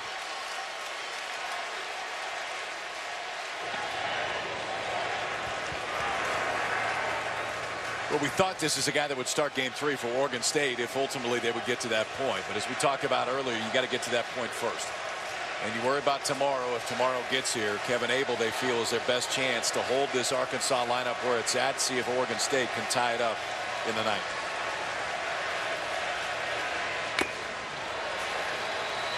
You watch Abel pitch. He's a freshman, but you've seen the breaking ball. You've just seen the fastball at 90.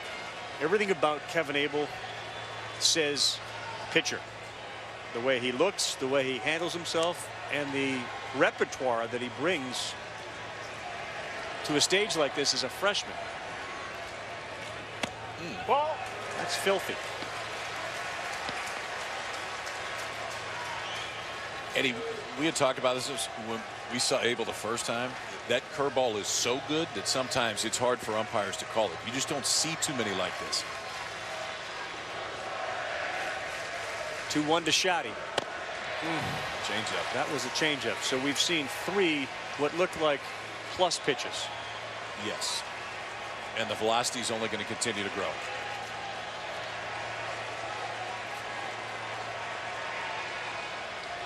This is the next one for Oregon State. Maybe the next one for college baseball.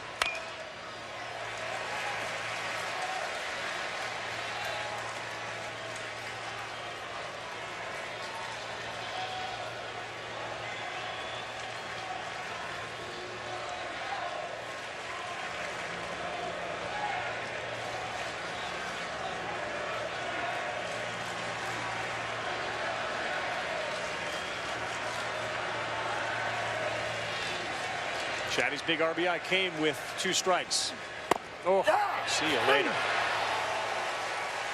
Nasty curveball from Kevin Abel. It's a good one, guys. Threw a few of them at him, and he still froze him on it. As a hitter, you know you have to respect that fastball. That curveball right there, just 12-6. Nasty. It's understandable to give up on that one. You don't see too many like that one. You do from that lefty that pitches for the Dodgers, but he's the lefty who pitches for the Dodgers. That one guy. And that's the type of movement it has on it. That Kershaw guy. All right, so Jared Gates followed by Grant Cook.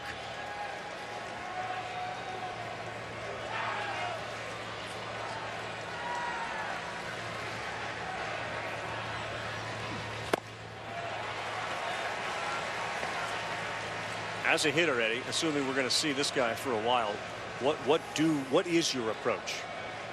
First you pray that he hangs one. Right. And then you keep looking fastball, and you have to adjust and look up. It's as simple as that because it's so difficult to hit that stuff at the plate. That had a little cut on it. The arm action is really good, tough to pick up. This possibly could be Jared Gates' last at-bat as a Razorback if the score holds, and you have to face a freshman that's got 3+ pitches.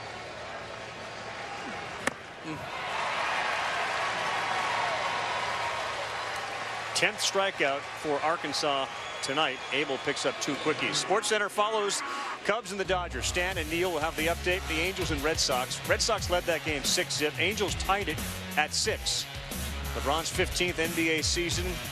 And late Andy Irons, a World Surf League rival of Kelly Slater's. They'll have much more on that story the rest of the day in sports. Recap of this College World Series. SportsCenter from LA follows baseball. Major League on ESPN. Ball.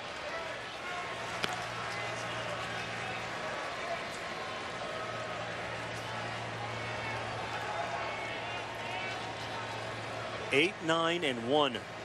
Nick Madrigal due up for Oregon State in the 9th inning. Ball 2. Wow, that's a close one. Change up at 82, just misses.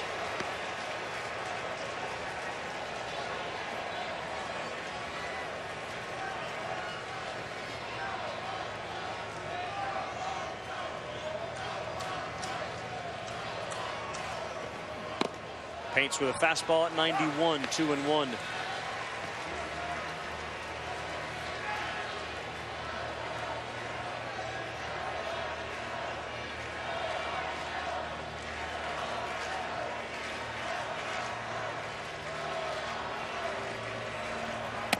Ball.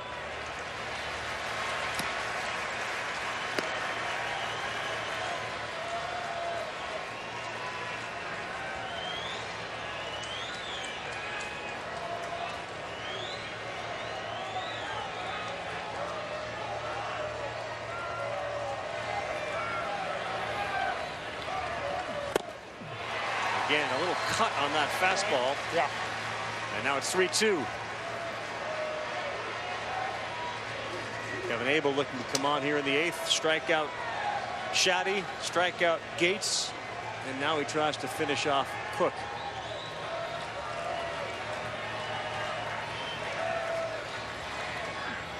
And he does. Wow, was that impressive. Changeup at 83. Abel, very able. He was outstanding. Taylor, Jones, and Nick Madrigal. Last chance for the Beavers to stay alive in 18. Last time the Razorbacks had a chance to win a College World Series title was 1979. Amongst the greats, that guy right there, Kevin McReynolds, was on that team. Of course, the field was different. The uniforms were very different as well. They had the support, but boy, have they turned out in droves tonight. Take a look at the Arkansas NCAA National Championships. 20 of them in men's indoor track, cross country, outdoor track, men's basketball back in 1994. They won it all, of course. Never in baseball, though. And now with the hog hats on, young and old are looking for 3 more outs.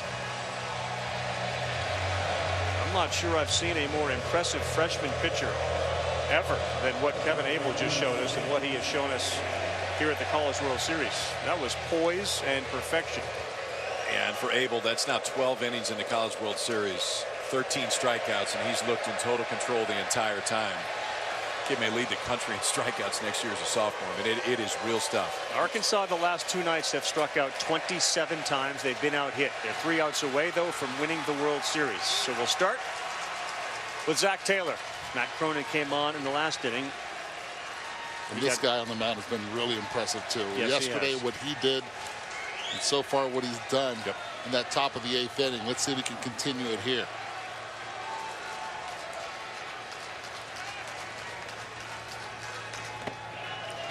Breaking ball, we've seen a steady diet of fastballs from Cronin. That one surprises me. That's the first off-speed pitch that Cronin has thrown, and Zach Taylor doesn't have a whole lot of power, just 2 home runs over the course of the season. The one thing with Cronin is he throws a ton of strikes with that fastball. You're probably not that worried if you do fall behind 1-0 if you're Wes Johnson. Now 2-0. Andy Armstrong has stepped into the on-deck circle for Oregon State. They got the leadoff man on last inning, Rutschman. He made it all the way to third base and was stranded there. Cronin in a big at bat got Quan to fly out to left. That's in there for a strike. 2-1. All the Razorback fans holding their breath, can't bear to watch.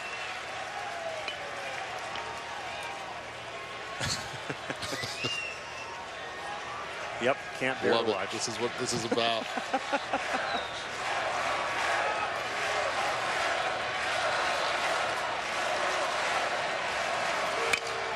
That ball is pulled down the line. It's going to go foul. A few people held their breath when they saw that one leave the bat of Zach Taylor. How about that? He's one of them.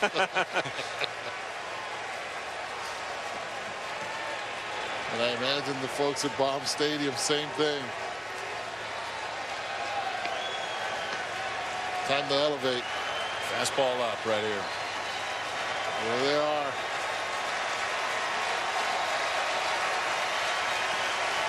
Two home runs on the season for Taylor. 2-2 pitch from Cronin. Nope. Sailed it at 94. He elevated. That's why Armstrong is on deck. He too has got 2 home runs. $25,580 on hand at TD Ameritrade to watch this one.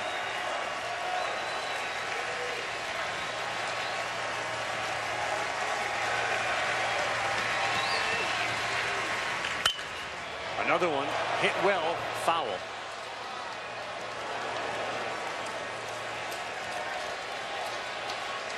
If you're Arkansas, does that worry you? A little. Yeah, because one he just took foul. That one obviously was way foul. 15 pitches from Matt Cronin last night, coming on back-to-back nights. But I think you absolutely stay with a fastball. Zach Taylor singled, scored a run in the 5th inning. One of the 2 for Oregon State. Another good battle brewing here between Cronin and Taylor. Now climb the ladder. Just a tad bit higher.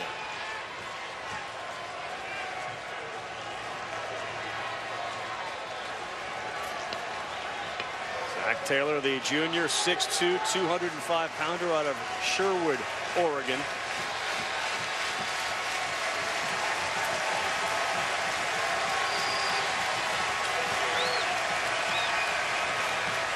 Nope, he walked him. Great at bat by Zach Taylor.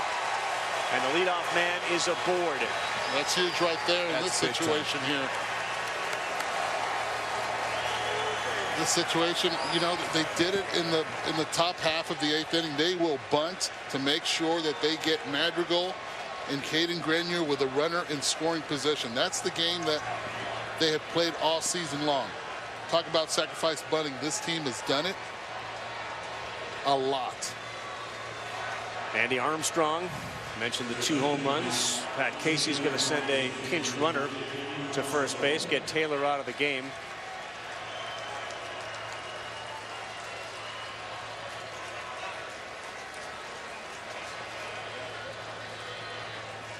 Armstrong has been used to sacrifice successfully 12 times. 12 sacrifice hits for Andy Armstrong. So a good bunter at the plate. Now we're going to have a conversation here between Armstrong, Pat Casey. Zach Clayton has gone on as a pinch runner. No secret here what he's talking to them about. 1, get the bunt down. 2, make sure when you're the runner at first that the ball is down. Don't try to take that extra step. Trust the process. They've done it all season long. Come off the bench and you want to do a little too much, the game can speed up on you.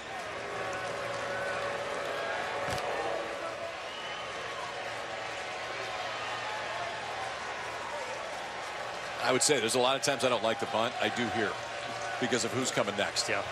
I mean, you give Madrigal and Grenier a chance with a guy standing at second base.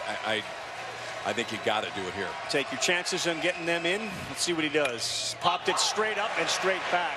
Tough pitch. You just said it, Eddie. Wait sure that ball is down. Ay bendito. This is where it gets me to talk Spanish. And the reason being, rule number 1, you bunted strikes. You bunted a pitch down. Yes. Cronin throws up in the zone. That ball right there, you're asking for trouble. It's not a bump base hit.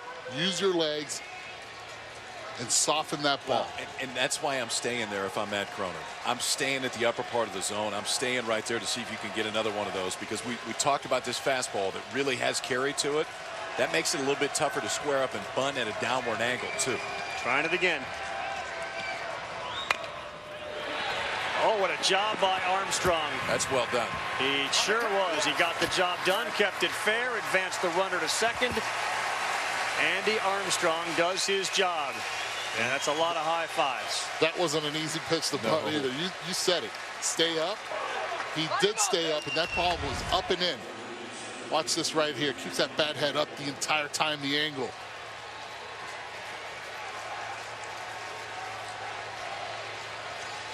I mean, put yourself in Armstrong's shoes right now. That's mid-90s, about 2 inches from your eyes when the bat is all the way out there. That's not the most comfortable position to be in, but he did his job. Well, you talk about somebody that's due. Nick Madrigal is 0 for 7 in the College World Series finals. 0 for 7 with a walk. He's hit almost 400 this season. The number 4 overall pick in the draft this year. And he fouls one off. So far in this College World Series final, 5 fly balls to the center field.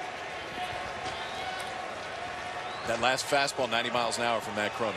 It's down a little Yesterday we saw 93 to 95 pretty consistently. Again, going on back-to-back days through 15 pitches yesterday. This next pitch will be his 26th today.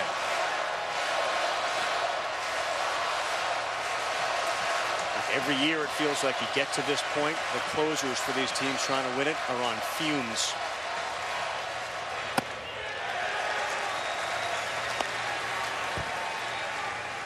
And 3 there.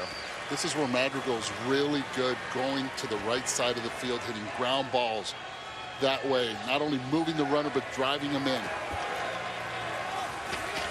We've seen Kerstad, his arm in left field. Last night we saw it. It was terrific. Fletcher's one of the best center fielders in the country. And Cole, a terrific athlete out there in right field as Clayton takes a lead at second base.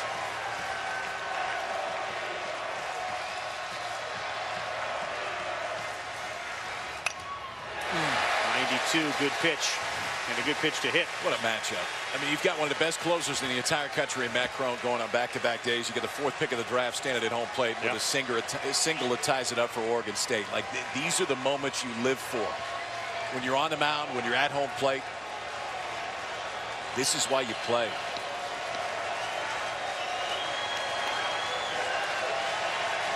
Two outs away from their first College World Series title. Madrigal 0 for 7 in the finals.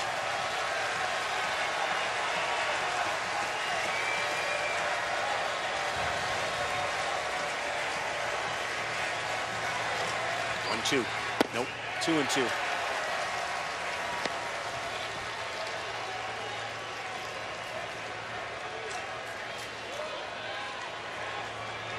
Good breaking ball here? No. I'd think about it, man.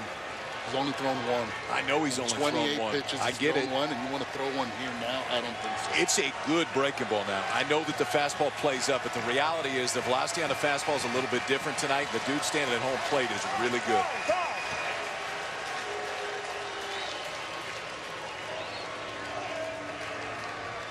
There's Blaine Knight. Got the victory last night. Perfect season would only be perfect if they can win the College World Series. He's 14-0. Madrigal through his routine. Here's your 2-2.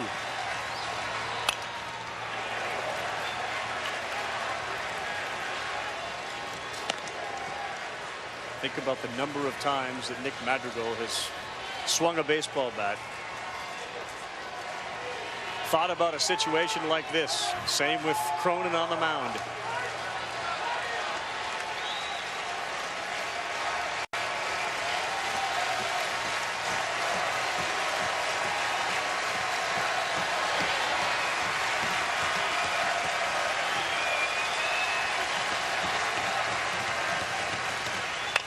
Jam shot, first base.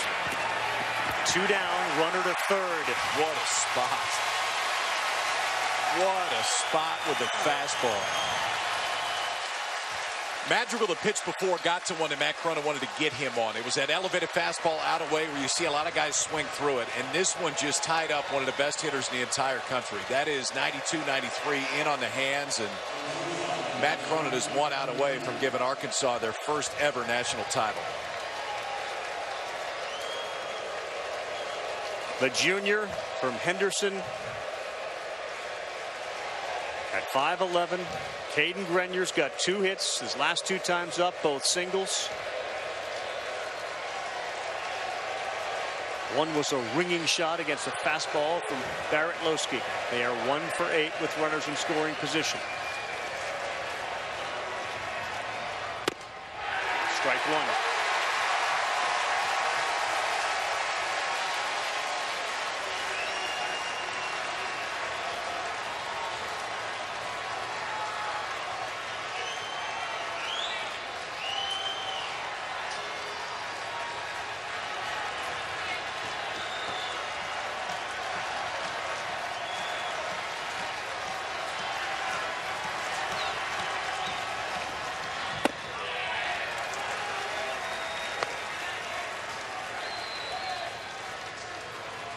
7 times Dave Van Horn has been here, a couple of times with Nebraska. He has yet to leave a World Series champion. Zach Clayton is 90 feet away from tying this game up.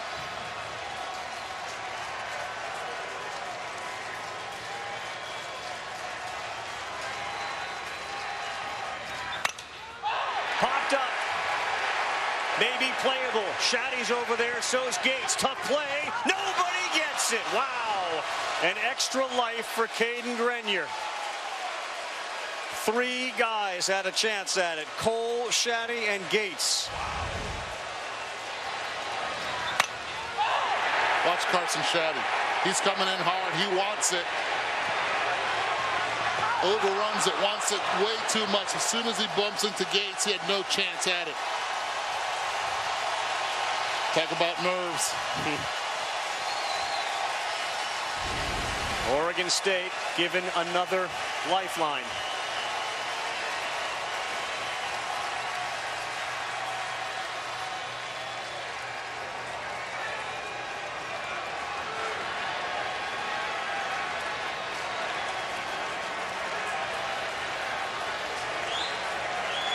There's the tying run and the 1-2.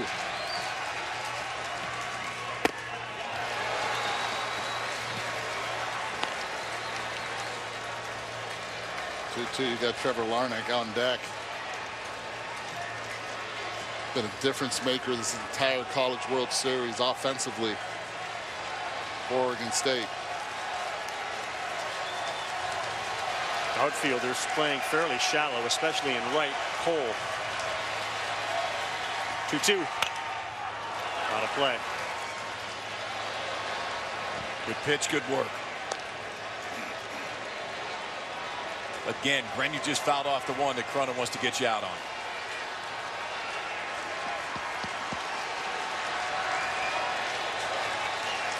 Matt Cronin has pitched in both ends of a doubleheader. This is the first time he's gone back-to-back days, and this will be his 36th pitch. Hit and through, and we are tied. Cadyn Grenier delivers. Oregon State is alive and well. And the pop-up that Arkansas couldn't catch leads us to this. What a performance by Cadyn Grenier. 3rd hit of the night. Top 36 pitches so far tonight. 35 of them have been heaters. You live and die with your pitch, and that's been his pitch so far. You give another life to a player that got picked 37th overall, and Grenier ends up with a big hit. 3rd hit of the night for Grenier. 3rd hit of the night for Grenier. Fouled off a couple tough ones. The ball down the right field line. It looked like it was going to end the ball game. When it didn't, the junior comes up with a big hit and ties this one up for Oregon State. They were down to their last strike, and Grenier delivers. He's the only guy tonight. Both Oregon State hits with runners in scoring position. And Grenier, be careful. He's got great speed at first. If you're Arkansas, you got to have somebody up right now.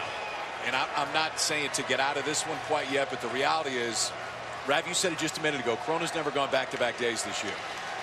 That pitch count's getting up. Yep. This stuff is a little bit different than it was before. And don't forget, Oregon State now has Kevin Abel on the mound. Here's Larnach, 1-0. 2-0. You got to believe there's a deflated feeling for Arkansas, especially Cronin, who thought he had the World Series won on that fly ball into foul territory that Arkansas could not come up with. You're thinking why Cole wasn't under that ball. He was playing deep in right field, playing off the line when Grenier was hitting.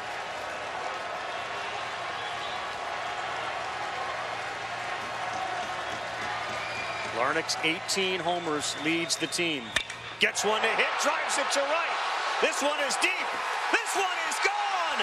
Trevor Larnach's 19th, and Oregon State roars to the top here in the 9th. They now lead it 5-3.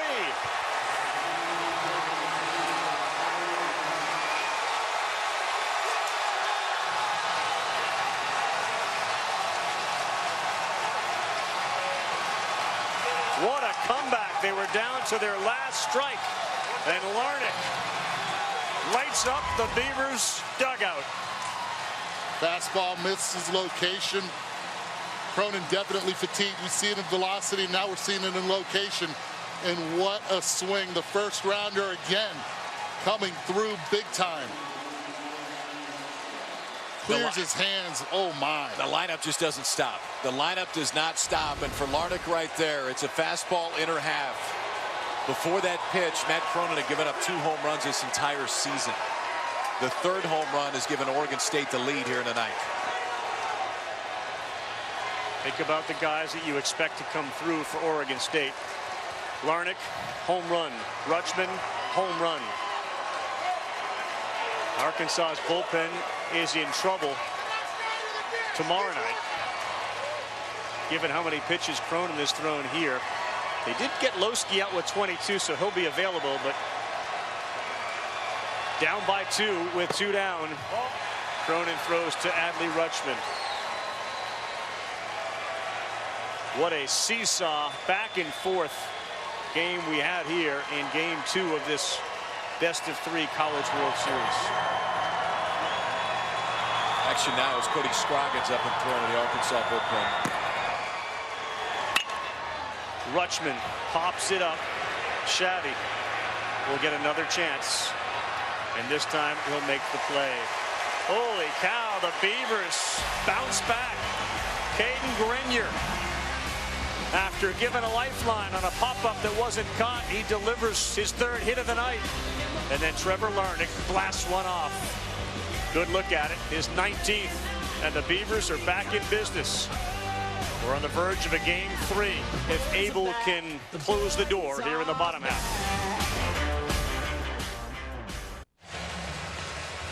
What an exciting game here. TD Ameritrade. How about 3 big runs for Oregon State? They come off the closer, Matt Cronin. They now have a lead 5-3.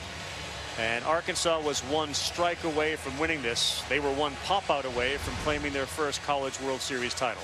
Guys, watch Eric Cole in right field. He's playing deep, but he's coming in hot. Shaddy right here calls for it early, and Eric Cole now looks down, and he just gives up on it. He looks at Shaddy the entire time right there, peeks up. And even though Shaddy calls for it, the outfielder has the right and the say right there to call everyone off. You gotta want the ball. You have to want the ball in that circumstance. And that life, that extra life, when you give it to elite players. Well, now it's now on the shoulders of the freshman Kevin Abel, who came in the 8th inning and immediately struck out the 3 men he faced. He will face Jax Biggers and then go to the top of the order. Michael Gretler is at first base. Andy Armstrong goes to 3rd base. Zach Clayton is out in center field, and Joe Casey moves from center field to left field. Clayton's in left field. Check that. So let's see what Abel has after Oregon State plated 3 in the 9th. There's Casey in center.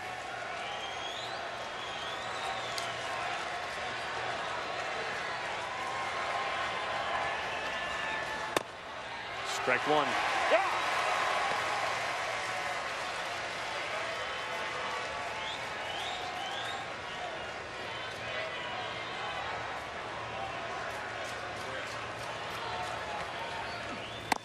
Filthy changeup at 81. 1-2.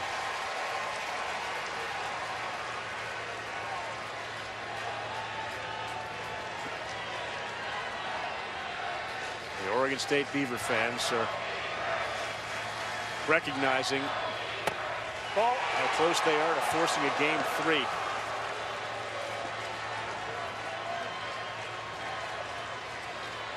.6:30 Eastern time on ESPN2 if it happens. Abel on the mound is in line for his 3rd win at the College World Series. He's a freshman. This one has popped out of play. Boy, does that ball move a lot. Yeah. Yeah, even the fastball has cut tonight. I didn't see that earlier. Tonight, the fastball's got a little bit of cut. There's not a lot of guys that throw a cutter and a true changeup. Like the arm action at release is so different on those 2 pitches. Abel's shown the ability to do that with a real curveball behind it.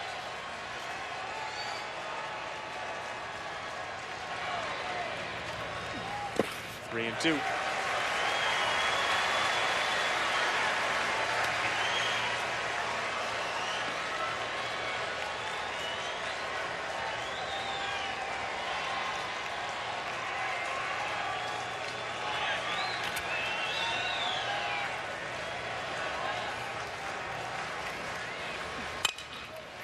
The middle. How about Arkansas? Leadoff man is aboard. And Kevin Abel finally gives up a hit. And that's the number 9 hitter, Biggers. His first hit of the night, so the lineup gets turned over, and here comes Eric Cole. Well, just as we talked about for Oregon State, when you turn the lineup over, that's where the fire comes. There's no different for Arkansas. I mean, now you start lining up guys that can put it in the seats and tie this thing up with one swing. Eric Cole's one of them.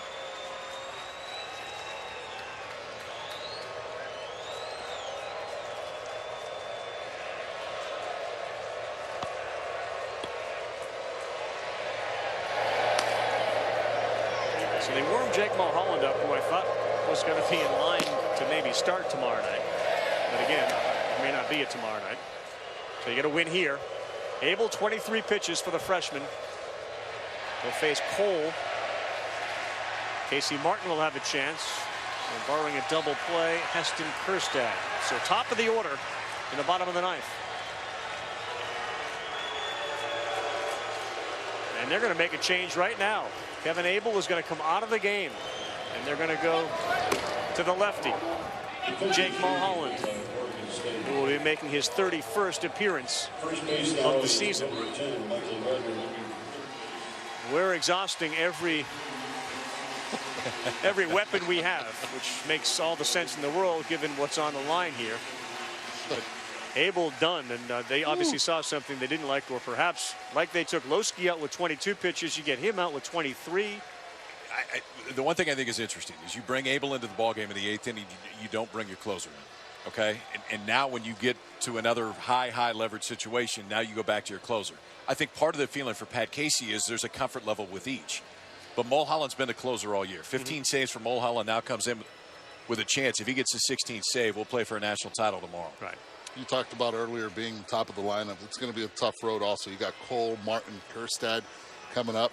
You definitely need your closer with a high leverage situation here. And the other thing that Arkansas really does from a lineup standpoint is you can't go right, left. Like, you can't match up with them. Right. Cole's a switch hitter. Then Martin from the right side. Kjerstad from the left side. Bonfield from the right side. Fletcher from the left side. Like, the way that Dave Van Hort sets his lineup, it's not an easy matchup for somebody that's a specialist coming out of the bullpen. Mulholland isn't necessarily a specialist. He has the ability to get righties and lefties out. He's going to have to get 3 out here. Let's recap the top of the 9th. It was a crazy one. It started with Grenier. Popped it up. This gets caught. Arkansas wins the World Series. The Fayetteville Triangle, if you will. And then Grenier, who was given an extra life, delivers the tying run. And then Trevor Larnach blasted off. What we didn't see there was after the leadoff man got on, Andy Armstrong came on as a pinch hitter. And he sacrificed the runner to second base.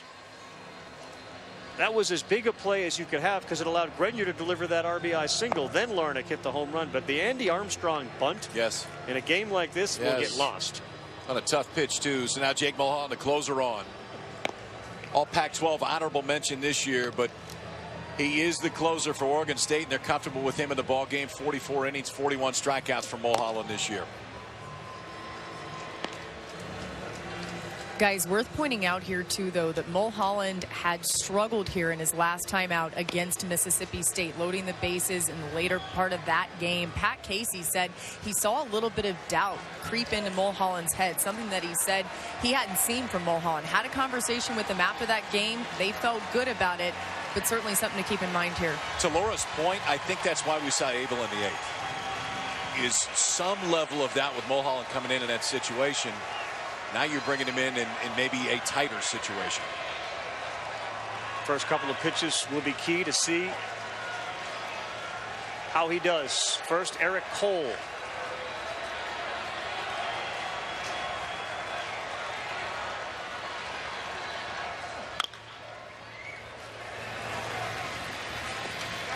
And again, to piggyback off of the Super Regionals, which saw 5 game 3s. We appear to be headed that way. The 3 lead changes tonight tied for the most in any game at TD Ameritrade Park. This is how the World Series should go. First pitch breaking ball. The 0-1 fastball misses 1-1.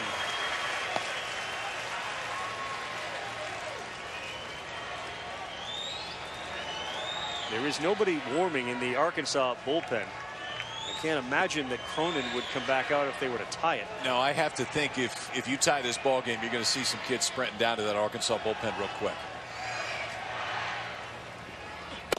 Good pitch. 1-2.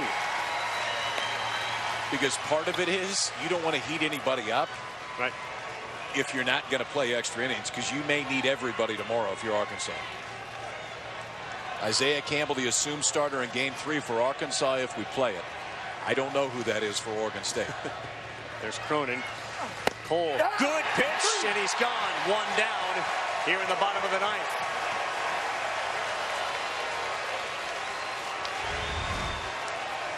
Looks like a changeup. Yep. Changeup that cut a little bit, Eddie, too. You can see Adley Rutschman sitting middle of the plate. This one ends up cutting just a little bit, but it froze there at Cole. That changeup is on, and when Larnach hit that home run, there wasn't anybody warming up in the pen also. So maybe he was not ready and in time to come into the game for that leadoff hitter. Casey Martin. Left field, foul ball. All 3 of these guys, Cole, who's now retired, 14 homers. Martin up 13 homers. Kerstead on deck, 14. Double-digit homer in Fletcher with 10. Bonfield needs 1 to get to 10.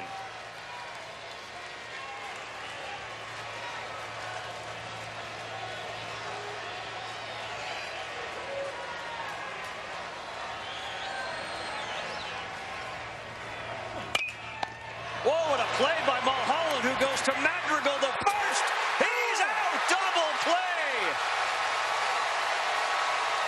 What a turn on a shot back at Mulholland. And we will have a game 3 for the championship Thursday night. That's a big league double play right there. Yes, it is. From the catch to the feed to the arm. Yes. Wow.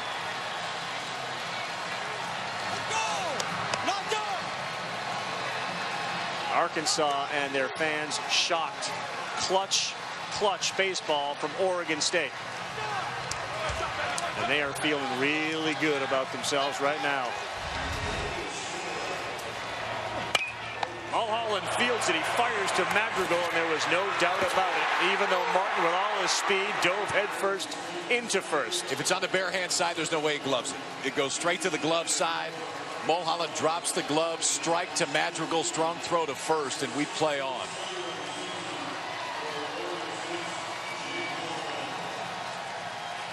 And he was out, no doubt about it.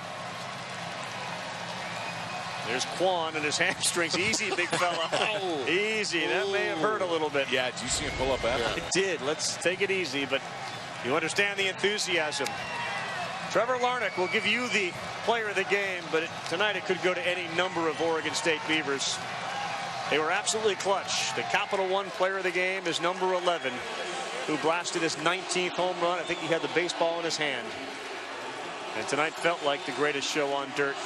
Let's set it down to Laura.